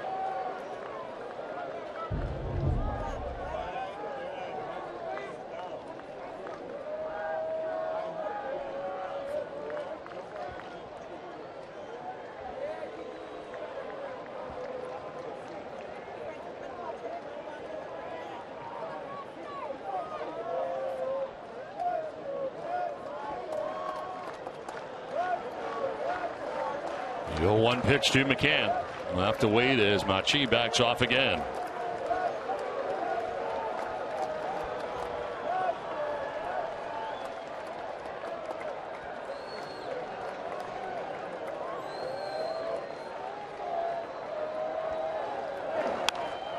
Popped up foul, back and out of play. 0-2.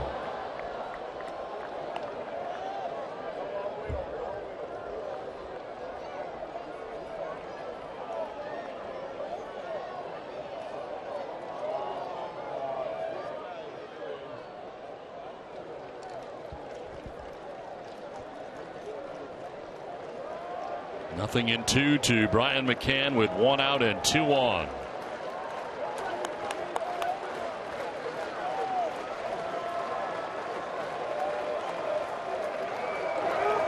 In the dirt, gets away from Hannigan. Trying to move up is both runners, and they will. So Hannigan able to block it, but he kicks it up the first base line, and now the tying run in scoring position with 1 out. Now Hannigan did all he possibly could. I mean, this is a nasty split-fingered fastball that bounces, and you know, you try to do the best to block it and deaden it, but this ball just going to get away as it hits right in front of home plate. Karam off to his right, and all of a sudden 2 men in scoring position.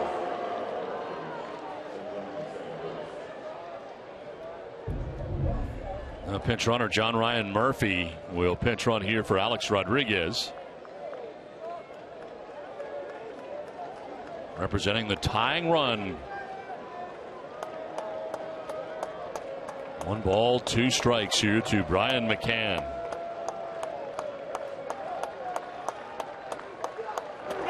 McCann hits a high fly ball, foul, a ton, but foul. Up into the top deck off to the right.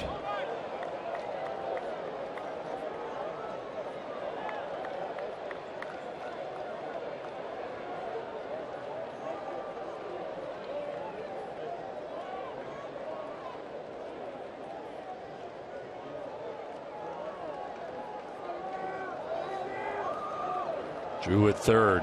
Ryan Murphy at second with 1 out.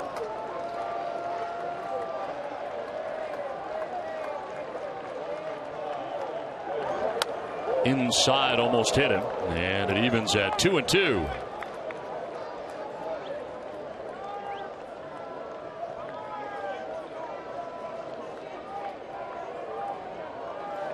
And a pretty patient hitter. We've seen him walk twice in this game. Got down 0-2. It's now 2-2. Koji Uehara looking on.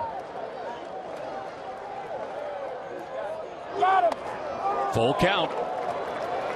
That was a good call. I thought that was the right pitch to make, the split-fingered fastball, but he couldn't control it and leaves it outside.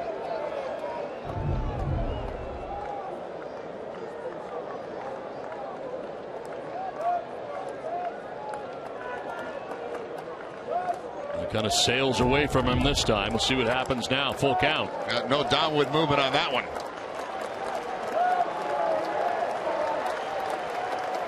Payoff pitch. And it's foul back again.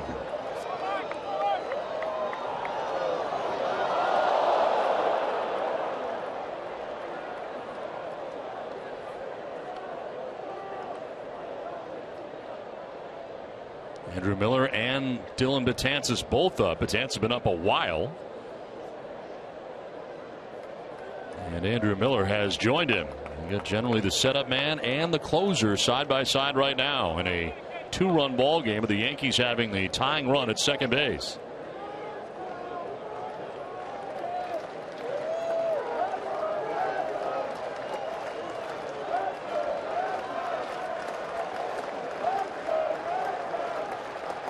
Payoff pitch. Ball 4, he loses him. And that is the second walk allowed by Machi in this 9th inning to load the bases. Right now, Machi having a difficult time controlling that split-fingered fastball. Goes to it again, misses outside, loads the bases.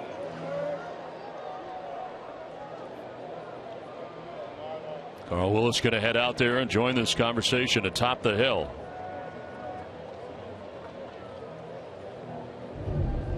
Last pitch there by Machi. You can see the split grip, and again, not too much downward movement on that, just going left to right. West to east. Or east to west. I think it's east to west. I think it was it. Depending on how you're looking at it. Yeah, I'm looking at it from here. So for me, it's West to east. East to west. Yeah. So 1 out, bases loaded. And a huge opportunity here for Chase Headley. He is 3 for 7 in his career against Machi. Headley spending some time with the San Diego Padres and facing Machi in the National League, and he's going to face him here in the American League. Tying run at second base for New York. The go-ahead run now at first base for the Yankees.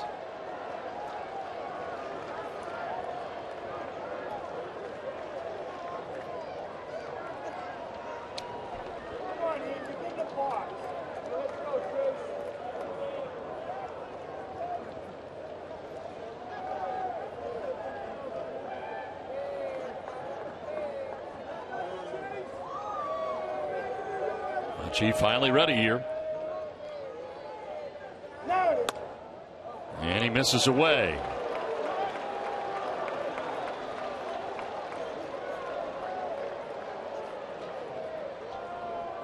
Total of 23 pitches for Machi since coming into this game. 10 strikes. It's Drew at third, Ryan Murphy at second, and McCann at first.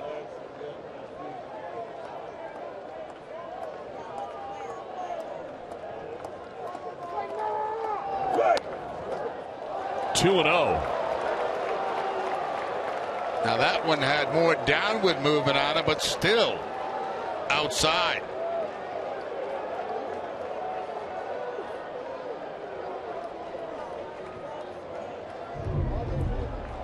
You see this ball go straight down, but it doesn't have the corner of the plate. That's more of the action he's looking for, but still a location not there.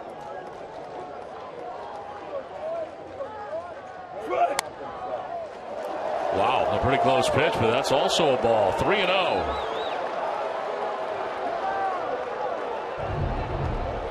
Tries to come back inside with a fastball, misses off the inside corner. So 25 pitches, 10 for strikes. Walk 2, giving up a hit. Did have a strikeout mixed in there. Falling behind 3-0. Headley just waiting for a strike. He's not going to get one, and that'll bring in a run.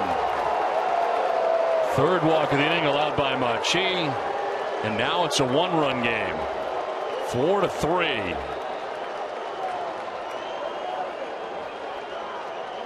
We'll see if they get Breslow back up again.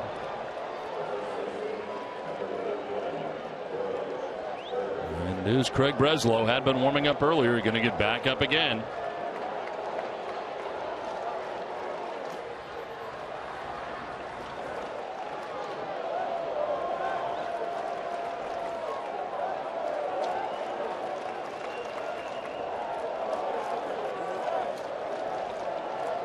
Greg Bird with a chance here to tie this game and maybe more for New York.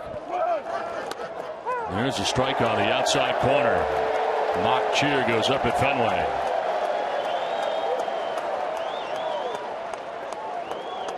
Finally found that outside corner with the split-fingered fastball.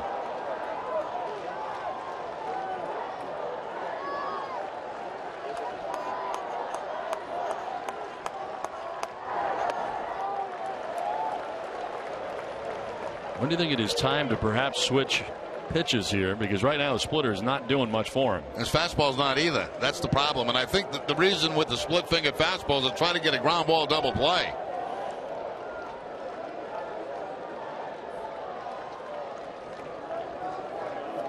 Bases loaded, 1 out, a run in. Red Sox holding on to a 1-run advantage.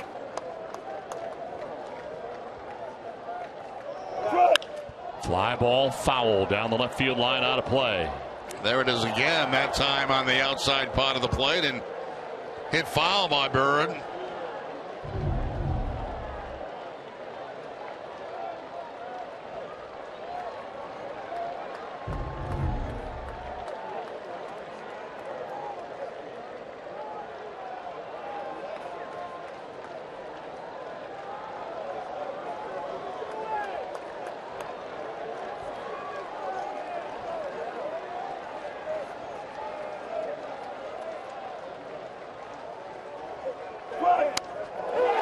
strike 3 call. Huge strikeout right there for the second out of the 9th inning.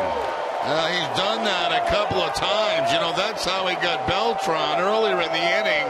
After throwing splitter and splitter and splitter away, he comes back inside with the fastball. And again, as a hitter, you're kind of giving up on that pitch.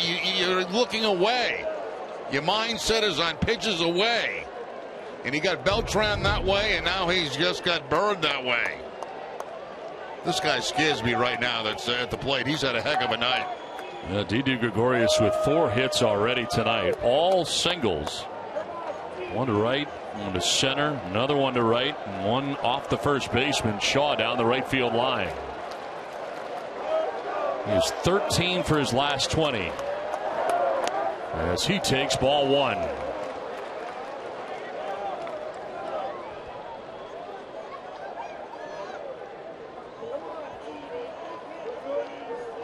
Ryan Murphy at third, McCann at second, Headley at first, 2 down in the 9th.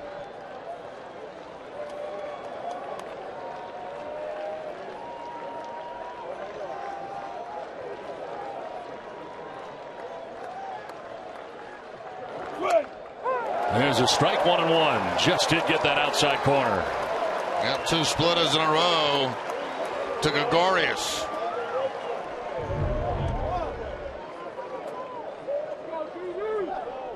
Not as much drop to that one, but it does get the corner.